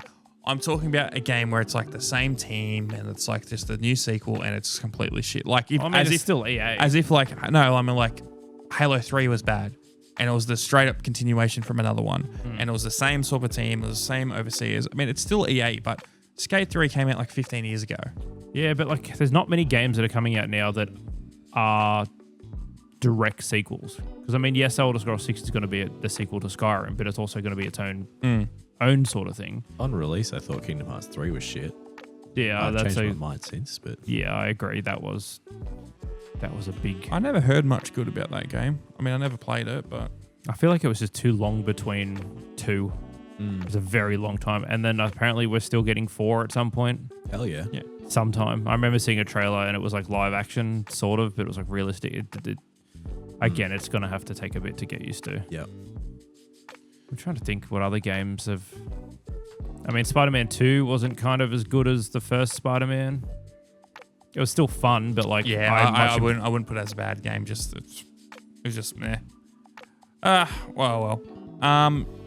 What else do we want to talk about in here? We've got a fuck ton of shit. We have on so here. many things on here. I think we talked... Did we talk about 4 last week? I think we might have actually. Let me get rid of that. I don't know what 3 is. We'll leave that for a different time. We'll leave that for Sonic. Yeah, we'll leave that for Sonic being here. What about number 9? Number 9. Do you guys have any game that you really like that other people hate, or general consensus online is that it's shit? I mean, I don't know anyone else who's ever played a Sly Cooper game and enjoyed it. Everyone's like, I played Jack and Daxter and Ratchet and Clank. I was like, yes, so did I. This game was also as good. I never heard anyone say it was bad. I thought the general consensus for the Sly Cooper games is that they were good.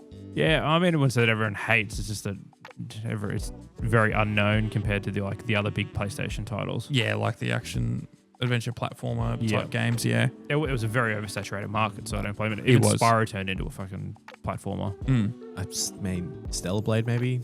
I think it has some haters, but it is a very good game. I think the haters for Stellar Blade are the people who don't like that there is a woman in the game. Yeah. And that her... She's voluptuous. Yes. And I think that's the more haters. I saw this on like some post or something, this question, but the game that I really like and was hated online is they did a sequel to Bionic Commando in the 2000s. I think I've talked about this game. Maybe. It's called Bionic Commando. They fucked up the art style of this game. Like, Bionic Commando was an arcade game in the 90s. He played this guy called something Rad Spencer. Whatever Cool his name. Yeah, he had like red hair. He's got a bionic arm. He swings around. It was an old Capcom game. And then they made a few sequels as a side scroller. I do know that. Wait, Yeah. is that the guy with the weird arm with the green singlet? Yes. I'll get it up. Pull him up. Bionic Commando. Green singlet on St. Patrick's Day. Yeah, my cousin had that. It was I remember playing it on PS3. Yes, it was on PS3 and 360. So Yeah. this one Oh, here, is that yeah. Bucky Barnes man? He's also in one of the Marvel vs. Capcoms. Yes, he is. So this It's very prototype-esque vibes. This was the original Bionic Commando. Oh, this is like a... Oh, fucking hell, I hate the zooming things on this. Open this in a new tab. This is the original style of Bionic Commando. Fucking hell. Go back to the right-click on it and go open image. Yeah, I am. That's what I thought I pressed the first time. This was the original style of Bionic Commando. You got this guy with like a pistol, a few weapons and stuff. And you're swinging through. It's very like 80s action movie style thing, and you're just a side scroller. They decided to remake Bionic Commando in like 2009, and it's made by this separate company, and they turned it into like some edgy guy with dreads, and they got rid of like all like the over the top stuff. But the gameplay, I fucking loved it. I remember the gameplay being good as well. Yeah, it was really fun. Is that a white guy with dreads? It is. It's a white guy with dreads. You would run around this map. You could swing anywhere. This was like the first game that had like cool swing physics that I remember. That was not like Spider-Man PS2 or something like that. You could swing It looks around. very Just Cause. It's like this destroyed city. It's a linear game. Yeah. It's open world linear, so it's a very big area that you can, because you can swing anywhere. You're destroying enemies. You've got like shotguns, assault rifles, grenade launchers, all this stuff. You could do some really sick moves on it. This game was panned like crazy. Like, I remember a lot of people saying it was the shit. I played the fuck out of it. Like, it's got like a 7 out of 10 on Steam. I might even buy this and play it on like What do you reckon it goes for now? Oh, there you $10 go. USD. Thor. I feel like they went for that. Probably won't run. I feel like they went for that art style because it was like around the same time as Infamous, and what was the other one? The Prototype. It was Prototype. It's very much like a edgy 2000 type of thing. I'll try and see if I can get some gameplay up here. So this is the gameplay from like Bionic Commando. Get this guy's shit out of the way. So you can just like go around the city. You can just swing around. I mean, like, he fucked up there. You can like punch people and stuff. You can do combos where you can like throw them up in the air and like just punch them and shit. But it was really fun to just swing around. That's cool. Had a somewhat cool story. It was a bit stupid at the end. It was just a really fun game, but people fucking talked so much shit on it. That's what the game I can think of that I really liked and a lot of people thought was shit. But old mate here gave it an 8 with his IGN number. Damn. That's a lot higher than a lot of people gave that game. I mean, a lot of the Souls fan base hates Wukong. That's not just though. I didn't hate it. I thought it was boring. Yeah, I didn't mean you specifically. You donkey. But that's. I mean, you are but part of it's it, correct? But I just didn't find it as fun as other games. I thought it wasn't that great. yeah, but I mean, they were like, "Oh, it's not a Souls-like." It's like it technically is, but if you, That's just them people being dicks. Yeah, being pedantic, yeah. It was more just it was basically just a hack and slash. yeah, Yeah, essentially. Yeah, which is fine. dodging Hack and slashes are good. They are good. They need more of them. All right. That was a bit of like a gout boy sigh. Oh, you're right. Oh, it just hurt. I feel like Brock would have said like which is the really Sonic- shit Sonic Sonic 06. Sonic 06. So I have heard that Brock loves Sonic 06. he has talked about that a lot. He has. Yeah. He likes it when the woman kisses Sonic. Yeah, he You says mean the something about that child in Seven kisses Rings. Or so maybe there was the second ring. I think he it was the talking second about. ring. Yeah. So Yeah. yeah. Actually, what I just talked about was actually number 11.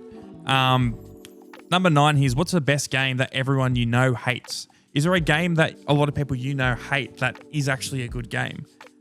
Pokemon Ultra Moon. I don't think it's a bad game. I think it's too easy, and it could easily be turned into a good game. I think it's a bit shit. I don't know. Aside from that, that's like pretty much every game I play. You guys have said that you've liked. You're a very Yeah. weird case, though. You're a very weeby-esque. I play a lot of games. You do play a lot of games. They're all the same sort of genre. They though. are. I play a lot of roguelikes and Souls-likes, turn-based RPGs. I feel like there's a few RPGs. games that I've said that people. I feel like there was something we were talking about on Discord the other night, and Jimmy was like, "Nah, I'm not touching it." I'm honestly surprised he bought Toxic Commando, which it's a very. Yes, yeah, I was surprised about that as well. I have seen that like it looks very, very good. I just those sort of round-based, not even round-based games, but like I don't know how much replayability it's got. there isn't any. That's Yeah. the problem. Like everyone who's played it so far is like, if this game keeps up its content, it'll be one of the best things ever. But like it's been out for like 3 days and there's already signs that there isn't enough content. Yeah, Like they were playing it last night. I'm pretty sure they're already replaying missions, which they've got difficulties and all that sort of stuff. Well, so I'm sure it's great. I but think that's why Left 4 Dead was so popular compared to a lot of these other 4-player zombie shooter games. Is that it's very arcadey. yeah, Very, very arcadey, and it was designed to be replayed a lot. Like, not everyone's going to love replaying that game all the time. Like, you just won't. But I went back and I was playing it the other night when some of the boys were playing Toxic Commando, and I was like, yeah, there's a reason why people love this game. Yeah. I was playing a full-on Resident Evil 3 mod where it's the whole game. You can do a whole campaign. It's just first-person Resident Evil 3 with it. But especially Left 4 Dead 2. I mean, like, have you played Left 4 Dead 2? Yeah, like, what was it, Dead Center? Like that first part, and you got to get like, just getting to the mall and then Yeah. filling up the car and escaping in the car. There's like so many cool things, and just replaying that game. Like, there might be times where I don't want to play it for ages. Yeah. But 2 years later, it's like, oh, yeah, let's all jump on and try and do it on the fucking hardest difficulty and XYZ thing. those games are fun. Like same with like Back 4 Blood and all that sort of thing. They're really fun for like a very minute amount of time, and I go, okay, that's enough of that because it's the same stuff over and over and over again. So if they keep changing the content, maybe. And I hear there's a car in this one that you got to take care of. Well, I thought Left 4 Dead, because it was so arcadey, sort of put itself in a different league than Back 4 yeah. Blood and all these other games, because it didn't encumber you with all these menus and items and upgrades and all this other shit. It was just jump in, pick up whatever weapons you can find, fight through the game, Yeah. and you're good. You played Left 4 Dead? I have not. I've heard it's very. That was. We're not I having would- you back on here till you play something weird. I would have been like 6 when it came out or something. I didn't play when I was I don't know how old you are, but I didn't play it when I was younger. I played it later on. Yeah. Had no one to play it with. So it's Okay, it's, so it's the it is- save- it's it- very good co-op, but you Yeah. can still play by yourself. This is Brock and Save the World again. Oh, I God. play games. Come on. Also, Save the World's now free. Yeah, on Fortnite. I tried to tell him this the other day and he didn't want to hear it. Like, it's ridiculous. It's all completely now free to play. You can do what you want with it. I think they're adding all the stuff back. Or like it's available for free. They might have taken away the ability to get V-Bucks in Save the World then. Mm-hmm. I reckon they've done that. Oh, they wouldn't keep that in there and then also raise the price Rise the of them. price of V-Bucks, yeah. Because that's one of the reasons I got Save the World is that I bought the game. It was only like a $20, $30 upgrade. And within like a month or two, I'd made that money back in V-Bucks. We should which- start playing it just Yeah, to see how. spite him. Yeah. And if he wants to play, we'll just won't invite him. No, because that means he'd have to download Fortnite to play Save the World and he won't Yeah, do that. Yeah, he won't. It's been so long since I played Fortnite. It's fun. Like, we played it for like a couple games like a week or two ago. Yeah, it was fun. Like I didn't grab me like it has in the past. I think it needs just like the certain map and certain things in there for me to be Yeah. like, yep, I want to really jump on this a lot. There's like overshields now, but it's like linked to I don't know. I will say there's a bunch of people I know that I didn't know played Fortnite that Yeah. have been playing it a lot. Yep. Like a lot of the chicks from work play Fortnite. Yep. Yeah, which I was very surprised on. And I don't even know if they even play together. They just all play. A couple of them do. I think Alicia's in a league of her own. Yeah. Fortnite Mobile or whatever it is. You know what's worse? Shy plays Apex. That I didn't expect. there is a Gundam crossover at the moment though, which That's kind of cool. is very cool. When Apex Legends first came out, I pumped that game out. Yeah. I loved it. I fucking loved it. I still love it. It's just I haven't touched it in probably 4 or 5 years. there's not really like we try to play rank. You're waiting like 5 minutes for a queue on our servers, and then Really? you just get bumped to Asia servers. It's not. I don't know what the go is with it, but the matchmaking is horrible. Is it because you're playing ranked? Maybe, but like with the halfway through the season, I never really liked playing ranked gameplay for most games. I like how their RP. Well, once they changed how you gain RP and lose it, you start in like depending on your rank, you start with minus, and you got to build it up. Yeah. I enjoyed that side of it. And I like the arenas they did, like the 3v3. It was like first to 5 or whatever. That was, we sunk heaps of hours into that, and then they just removed it. Overwatch did a mode like that, and I fucking loved it. Yeah. That was really cool. Because it was just so fast paced, and you're like, oh, this map's shit. And then you just play 3 rounds and it's done, and you just load straight back. It was like gunfight and COD. Yeah, it was, at least the Overwatch one I played, it was so good for just like clutching right at the end to be Yeah. like, 1v3s and just getting everyone. Like, really fun. I And you mean, improve a lot better as well because you're forced into different situations.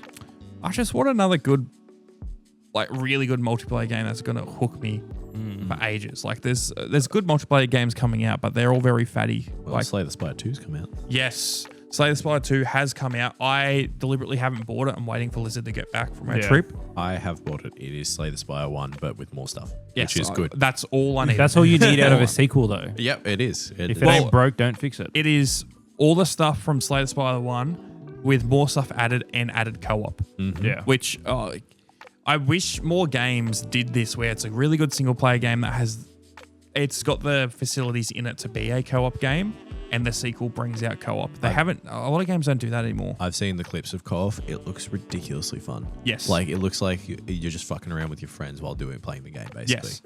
Yeah, Like, That's what co-op is usually. Yeah, but it's like it was a completely single player game before. Have you Yeah. played it? No.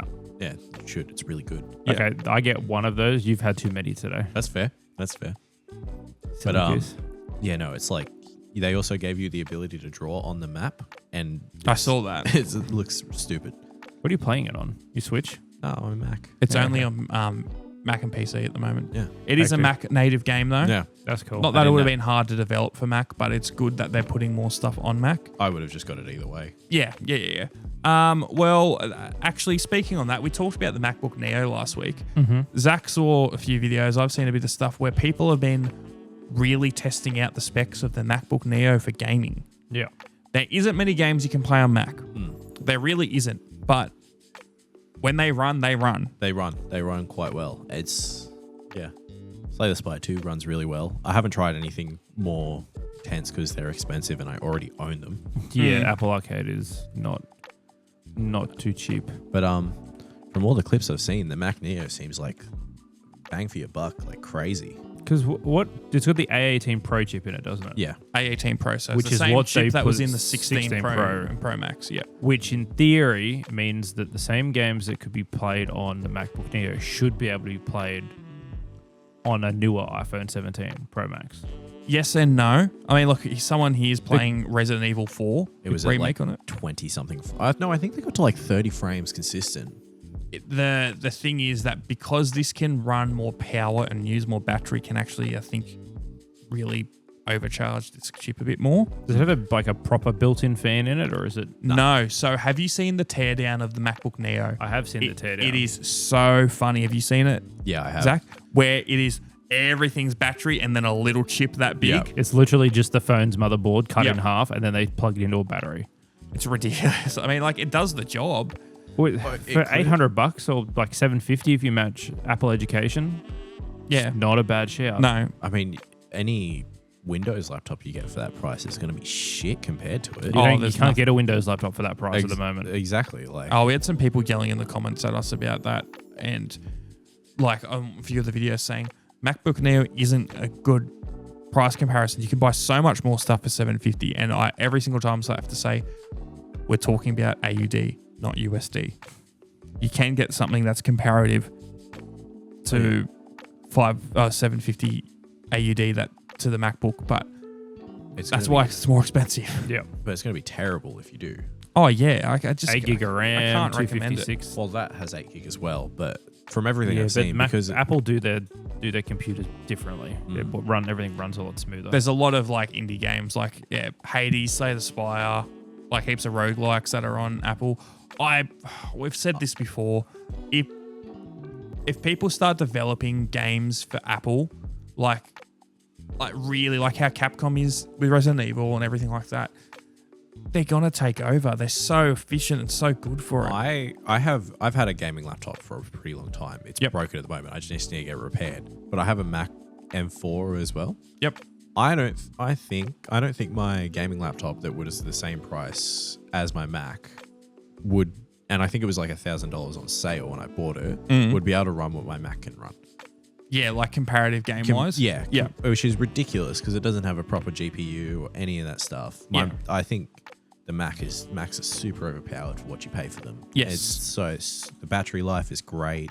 There's just so much stigma from them, and I get it. I used to fucking hate Apple, and I know we talk about this a lot. I was literally thinking that just then. I was like, we talk about this a lot, but I think it's because it's an argument, especially in recent time. I think it's coming up more and more. I think it's because it's every time the new Samsung phone comes out, it's like, oh, well, Apple Or will new do it Apple next product, year. yeah. It's like they'll be like, they'll do this, they'll do that. It's like, yeah, but that's how the release schedule works. They're always going to one-up each other because that's just how Yeah. it happens. there's things that each brand will do better, like the new Samsung S26 Ultra. That privacy screen thing that they've got is insane. Where you just press a button and it puts a privacy screen on your phone. That is really cool. Horizon Lock's cool too. That looks like shit at the moment because it's locked to 1080p, but Yeah. next year is probably going to be a lot better. Yep. But yeah, I mean, the MacBook Neo genuinely looks like one of the best laptops you could buy. Oh, yeah, absolutely. Unless you have to do something stupid like really good editing. But I've even seen clips of people just doing 4K editing on it as well with no issues. Yes. The problem is that when Apple does this a lot, they are a bit deceptive about how good their phone cameras are and then how good their computers are for XYZ editing. They're extremely good for editing. Don't get me wrong. That's the reason I use a MacBook a lot of the time. But whenever they show off like how good a iPhone camera is and like this whole keynote was filmed on an iPhone or whatever, it's like you have a look at it. It's on a massive rig with the best lighting, the best situation. It's not the type of thing where you can go out in the middle of a field and it's going to be as good next to any $1,500 Like camera. that camera rig they had for the, what was that other zombie movie you saw not too long ago? Oh, 28 years later. Yeah. They're like, yeah, this was shot on like a 15 Pro Max, and you look at it, and this camera rig is like 4 times bigger. And then you've Also, got like two the claims of 28 years later was shot on. yeah, there was like, like a couple scenes or It was something. it's like 2 or 3 shots. They did like these 360 bullet time shots where it was easy to put iPhones in there than like proper cameras. Yeah. It looked decent. It looked good enough, I reckon. But yeah, they're like, yeah, it was all a shot. No, it wasn't. Yeah. So, I mean, like, and the kit, like the lenses they had on it and all this sort of stuff, is like, that's like a $15,000 lens you've attached to this iPhone camera. It's not going to do the same sort of thing.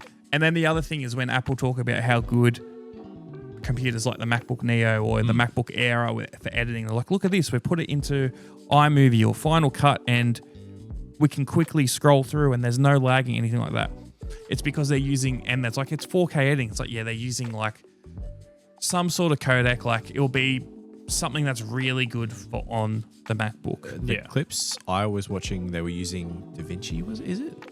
They could be using DaVinci. Yeah, Yeah. it's not like they're going to be dropping in something like like raw footage or like no. Oh yeah. some really like uncompressed H.264 or H.265 video, even though H.265 is compressed. But yeah. But like, it's not something that's going to be like your average workflow. Like for me, it's like it won't help at all. But No. but editing video from your iPhone, great. But no, Great. like That's what CapCut's for. man, like Yeah, exactly. if we if you're gonna recommend it, you guys already say buy Mac a lot of the time, unless for specific use. So I wanna Yeah. make Like, money. I said unless I want to make money. yeah, Yeah. like this is a budget one. It's Oh, like no. a no-brainer. With the prices that Windows computers are at the moment, with like no stock and the RAM prices just eating through everything, if people are like, I need a laptop for school, it's like, okay, cool. Are you allowed Apple? Yes. Okay, cool. Here's the MacBook Neo. Buy this. Yeah, Yeah. I will say, I've worked retail coming up to 6 years now. I have never seen an Apple launch besides the iPhones where it is instantly sold out. We got like, there's 4 colors and there's 2 configurations with storage. We got like 10 or 20 of each one of these. They were gone within, a day and a half. Yeah. That's insane. You don't have that on any other computer ever. Haven't had that on any MacBook Airs in the past. Haven't had that on any Pros. No. It's because it's such a competitive price for good value. I think seriously, unless you're doing like an engineering degree or something, Yeah, where you something need where you something can't along use that it. line. There's then times when you that- can't use them. You just then can't. If you're doing law or something like that, Yeah. you do not need to Or- use or- high end stuff for that. And I think with the jump in price for like the base Air, yes, you get more storage. They just made it easier to choose the Neo with it going, oh, cool, this is $800 or like $899 or whatever the hell it is. And then the MacBook's what, now $15 for the Air? No, they start at 1,800 now. Yeah, like But it's double the storage. unless you need that extra little bit of storage and like, yeah, you get it better with the M chip, just get the Neo's fine for 85% of people. Yep. Yeah. Oh, well, there's our Apple dick sucking. That actually quickly. We also did slander them a little bit. Yeah, so we it's do. fine. I mean, that's one thing I do get a little bit annoyed online is people will say, oh, you're so Apple cucked, or it's like, oh, you don't give Apple a chance. Bro, I think we're very equal opportunity with them and Windows. If there's a problem with either or, we're going to rip into them. If they're good for one thing, I'm going to... yeah. If praise I'm them. using, I'll admit my iPhone is worse than a Samsung. I just like the iPhone. I don't agree with that. That's not a great take. Oh, Yeah, I was a big Samsung fan. I still like a lot of Samsung things and Android things, but my iPhone is so much better in so many ways. Yeah, like Also- I'm not buying a MacBook anytime soon. But if I'm buying a tablet, it's an iPad. Like I'm not Yeah, using no, anything there's else no- for drawing. there's no competition there. I had a Samsung Tab S8 Plus. It was cool, and it was really cool to play games on. But Yeah. there's some cool stuff on there. A You lot of can't the do stuff- anything functional on it. There is like no drawing apps. There's like so many. There's like no editing apps or anything like that. I go onto my iPad. This is a few years ago now. I think there's a bit more on Android, but it's like, okay, I can download Final Cut on this thing. What Yeah. the fuck? Oh, you can get DaVinci on iPad. Like what? Yeah, Like DaVinci is so cool. it is. There's so many things where it's like it's just better over there. And also, yeah, iPhone wise, I think they're just the best phone out there. People love to say I can't download emulators on my iPhone, which I mean you can now, but it's like I'm sorry, 95% of the fucking market don't care if you can download an emulator on your phone. Yeah. I'm not Brock. I don't need 85 gadgets in my pocket. To I play have every one generation. emulator. It is the AOA and Thor. That is exactly. it. Exactly. And I mean, like, I just run it on my laptop. yeah, I just don't see a lot of the arguments anymore being that valid about why Apple's not as good. Samsung are the same price, their phones now. Yeah, There's other brands that are cheaper, for sure. yeah. The new Oppo X9 Pro is fucking hectic. Yeah, I had an X Find Pro 5. Yeah, And I really liked that. 7,500 milliamp hour battery is ridiculous. That's for a not that smartphone. much cheaper though, is it? Isn't that $1,600? $1,799 versus. Oh, the 22 X-Find 5 Pro is $2,300. for the Pro, like the big boy the Pro. top one. Yeah. But even then, like you're getting a lot more phone for that price than you would for like a Samsung, for instance. Yeah, you get more reliability tech side of it, but I mean, it's a Hasselblad camera fixture, and Yeah, I mean, like, that's something that's big in cameras where they'll tack a big the name Motorola brand. Leica stuff they did. Yeah, they'll tack a big name brand onto some other brand to make it seem big. Like, so Oppo had Hasselblad sensor or Hasselblad optics or something. Yeah. And it was like some sort of collaboration. It's okay. Just like DJI also do Hasselblad Yeah. for all of their stuff. I don't think they push it anywhere near as much anymore, or they don't even do it. Because you see the sensors in the actual Hasselblad cameras compared to what they're putting in Yes, these things. It's like, yeah. it's 95 times bigger. And just like Insta360 do Leica Yep. as well. And the only thing I saw was they've added a couple little things, like a few presets to make it look like a Leica camera. But I'm sorry, you can buy a $700 Insta360 fucking action camera, or you can buy the cheapest Leica, which is like $10,000. Yeah, they're like the Gucci bougie of course. camera brand. Very good, very old. Very, very old. Yeah, I thought half the phone cameras were Sony cameras anyway. they make sensors. A lot of them are. They make the sensors for them. Yeah. They save their good sensors for the phones for the Xperia stuff, but we don't get them in Australia anymore. I wish we got Sony Xperia. That is a Android phone I would be tempted on buying. I looked at one seriously after I cracked my S22 Ultra, because I was like, I remember Dad had one years ago, and it was very, very cool. I just the way it was all laid out. And then in the Gran Turismo movie that came out a few years ago, they're all using Sony phones. And I was like, all of these look hectic. Yep.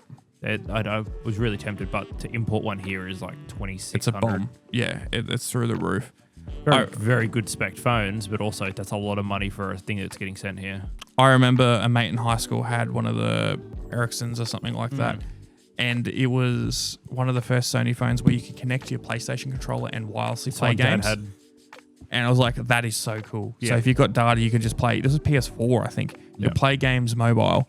And I like the one that was had hectic. the little, you slide it out one side and it had the buttons and the... Yep. It was very... Yeah, I wish. Taking web slider to the next level.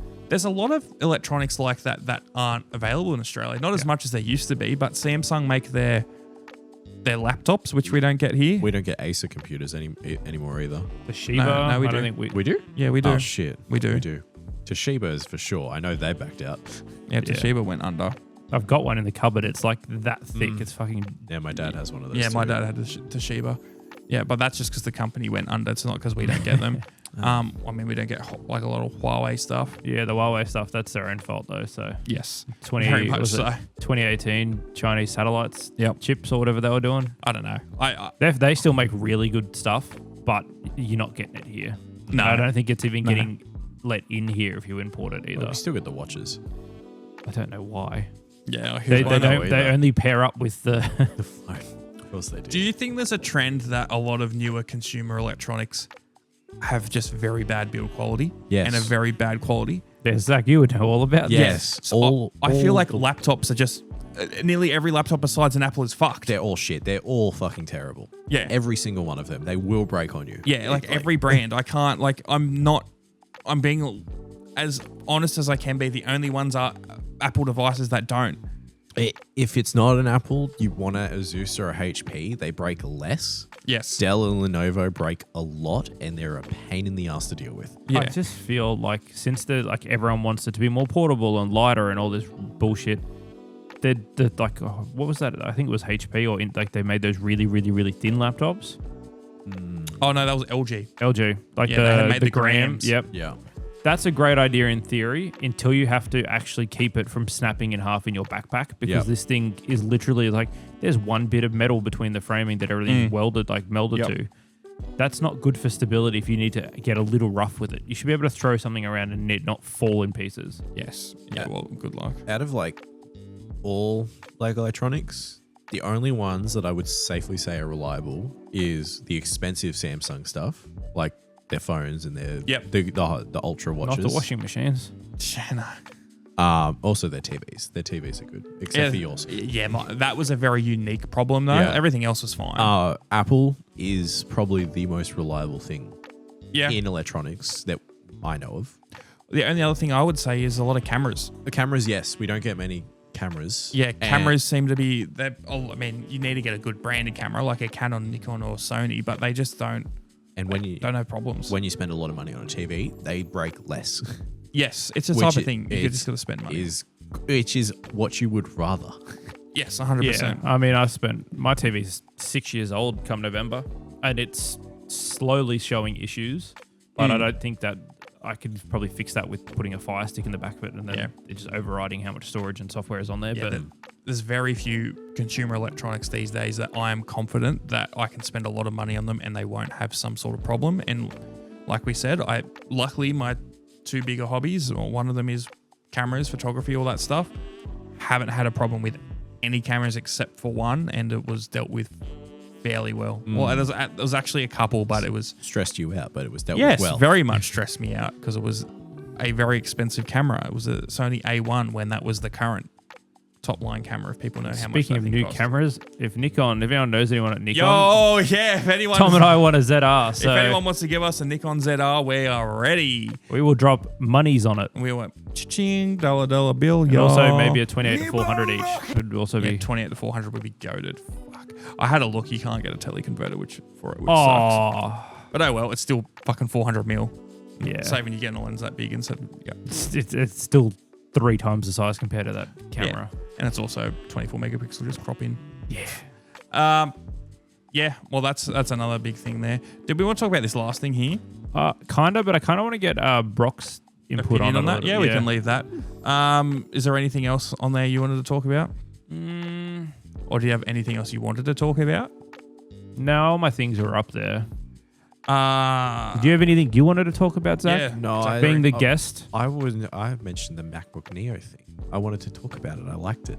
Yeah, no, That's it's fair. a very Yeah. cool machine. I think it's very cool that it's a budget laptop that doesn't suck. Yeah, probably. Well, there was actually another Apple announcement.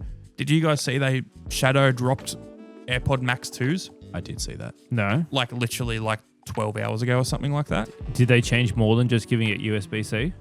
It already had USB-C. I know, but that was the last time they changed it. Well, let me get up the Let's look at the comparison. spec sheet. I don't doubt the AirPod Maxes are good headphones, but they also cost a lot, and I really Yes. like my Bose. The problem with the AirPod Maxes is They look fucking ugly. I don't mind them. I don't mind the look. The biggest thing with AirPod Maxes is that they're way too expensive, but I'm almost tempted to pay for it because I've had such a seamless experience with my normal AirPods, and especially since I've got an iPad, iPhone, and MacBook, where I was talking to you and Jacob on Discord today. I just open up my computer and it automatically changes.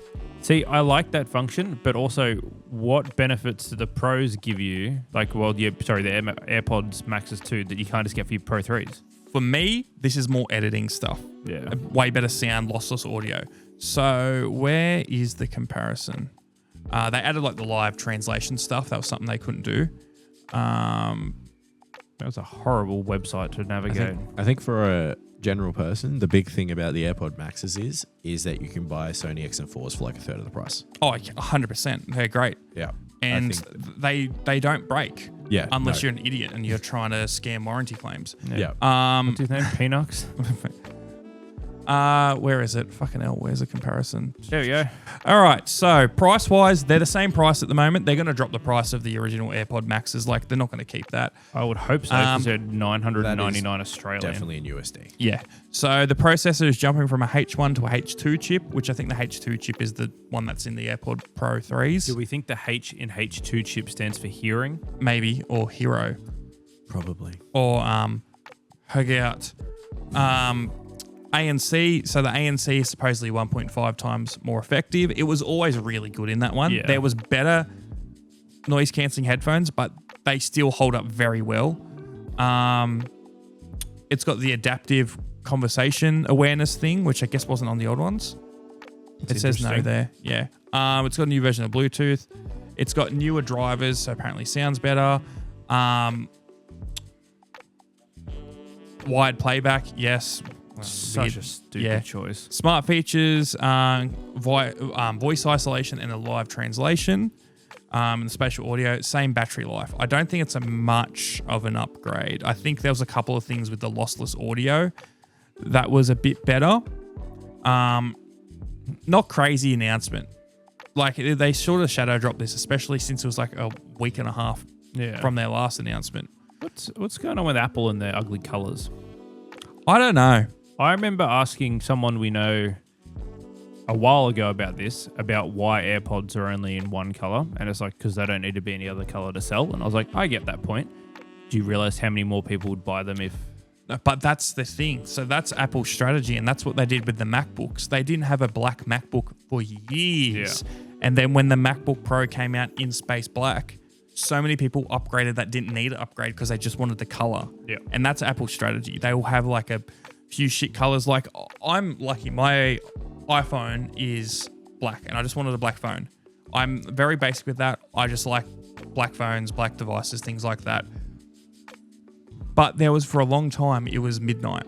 Yeah. And I don't like midnight. That was the dark color. Yep. And a lot of people I know upgraded because they're like, I want one that's black. And this is sort of like just the thing that nudges me over the edge to buy it. Yeah. Like I just feel like the colors, like, I mean, like the 14 Pro Max, the purple, hectic.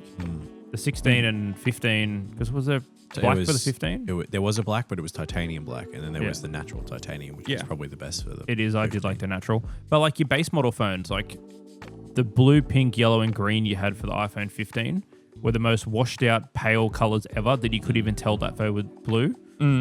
Same with the 16 colors were a bit way too, like they were just way too oversaturated. And now the 17s have gone back to that sort of mid ground. But like the MacBook colors, it's citrus yellow. The 17 Pro range being orange. I like the orange phone. Yeah. I definitely upgraded because I wanted an orange Pretty sure phone. I'm a McLaren fan, that's why. Gross. I'm an Oscar Piastri fan. Fuck Zach Brown. Conveniently your last name. I just feel like the MacBook color is a little bit interesting. Oh, well, I mean, I get it. They always do like the weird funky colors for the cheaper ones. Yeah. And then you start seeing the more muted, more professional, more the ones that people just want to have a cool looking color, more expensive, because it's another reason to try and push people to It is, upgrade. but like they can have those colors for the cheaper models, but make them nice versions of those colors. I like the purple and pink one. I think the yellow one looks like piss. It does look Yeah. like piss. Well, Citrus. they will do it every year, and it's just a reason to make people upgrade. Yeah. I fully get why they do it. Like they first brought out the colors when they had like the iMac G3 back in the day. Oh, way before what I was saying. What did you say? I said 5C. I thought we were talking about phones. No. I'm just talking about in general with Apple. Like, But yes, you are right. The 5C, even the 5 had. I mean, they brought the gold in, but you know what an iMac G3 is? It's these guys. the goated one. Yeah, so when this was like the photo they showed when they had all the crazy colors, because this was like one of the first big things, electronic wise, that wasn't He's just like a learning. fucking boring grey computer. See, if they did MacBooks in those colors, They like did. the Mac, like the Neos in those colors, that's hectic. Or I wouldn't be surprised if they 1 year do that. But I mean, like this is Is there a an anniversary coming up? of the G3, probably next year. I think it was 97. I want a purple MacBook Pro. Transparent purple, like anything transparent, just looks infinitely better.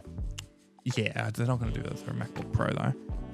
I was watching some videos the other day of when Steve Jobs came back to Apple, and he was a vile human, but man, he was a good businessman. The amount that they did such a fucking 180 in a small period of time. He came back and they announced this. They announced the iPod. They announced Like the envelope video where he pulls the MacBook out of the envelope. Yep. Oh well, they had the iPod one. He just pulls it out of his pocket. Yeah. There's a bunch of different ones, and it's you got to think, because he was only the CEO again. He was like an interim one from like 98 or 97 to 2000, and then he was like, nah, because he was still the CEO of Pixar at the time as well. Do you not know that? I did not know that part. Yeah, He founded Pixar with he was one of the founders of Pixar, or like the investors. I vaguely remember There's hearing a couple good documentaries on that whole Yeah. how Pixar came together. Definitely give So them you're a telling me that Apple's and Pixar's fall off would have been because of roughly the same reason? No, because Pixar got sold to Disney in like 2006. Okay. That's when we got all the bad Disney movies start coming out. Yeah. Well, I mean, Ratatouille still came out after that, and Wall-E. I said started. They were already in production by the time that Yeah. happened. Incredibles was before. It was. I don't know how long Steve Jobs was the CEO of Pixar, but he had to basically get approval from both companies because he was the interim CEO for a few years for both. To be like, yeah, we'll allow you to be the CEO of the other company at the same time because that's a very big undertaking. Yes. Two massive company CEOs. At the forefront of digital animation and then also tech. That is crazy. Yeah. So he, from like 97 to 2000, 2001, he was the interim CEO and then he turned into CEO of Apple. But he died in like 2011. So he was like 14 years, all that shit came out. Yeah. The iPhone, the iPad, the iPod, the MacBook Air, MacBook Pro, the iMac, the iMac G3, like Mac there was Mini. Mac Mini, Apple TV. There was so many things that Damn, came out. He would have loved Ted Lasso. He did get to not see the Oh, feel have the you fall seen that Harambe. fucking video of Tim Cook, who's the CEO of Apple since then, and they're talking about him using the Apple Vision Pro, and they're like, Tim, so you use all your products? He's like, yeah, I do. He's got like a weird, like drawled out Southern weird accent thing. I don't know, but he's like, yeah, I do. It's like, yeah, so you use the Apple Vision Pro every day? He's like, yeah, I do. I watch episodes of Ted Lasso on it. It's like, so you're using this like $2-3 grand PC just to watch shitty Apple TV shows. I mean- Ted Lasso isn't shitty, but you know what I mean. I haven't seen a bad thing on Apple TV yet. Everything I've watched has been like, Ted Lasso got boring in the end. Ted Lasso. yeah, and well, I stopped it Severance. like halfway through season 3. Severance is very good. The second season's not as Shrinking's good. As the first good. I enjoyed the MonsterVerse stuff, so Monarch's good. There's that Zac Efron movie where he drops beer off. one. Pluribus. Pluribus, I never finished it. It gets interesting, but like Yeah. if they're planning to keep it for like 3 or 4 seasons, that's gonna You know what's die going off on, yeah. hard. I did see at the Oscars. Obviously, she was there. Yep. Whatever her name is, and like that group of the reporters all said, "Hey, Carol, lovely to we're Yeah. so happy you're here and did that thing." I don't know. That show, I might watch season 2. Yeah. I don't know. It was shot very pretty, but Yeah, I did see that I saw like a thing the other week that was someone had spoiled the show because they used a drone over the lot they were filming it in, and then it had something on the. grand. Yeah. Yeah. Don't tell me anymore. Well, was there anything more you guys wanted to say? No, I think that's it. With that, do you remember what the thing is? I've forgotten it in a week. Oh my god, Fuck bro. me, are you useless? Yeah. Yeah, we know that. What was it? It's time to save Nope. the game? No. Fuck you, dead cunt. It's time to save the game. It's time I'm to play Thomas the and I'm here to game. help. It's time to play the game. No. Whoa. Actually, speaking of that, quickly wrestling. Today in America, it is 316. So it's Austin 316. Shout out to Stone Cold Steve Austin. I had a beer. I had another beer. What? I need, What? I need a beer to chase down that beer. What? All right. With that, Ben? Time to save it there. No. Yes, let's save it there. Yeah. All right. See you. Bye. Falling apart without you, Gout Boy.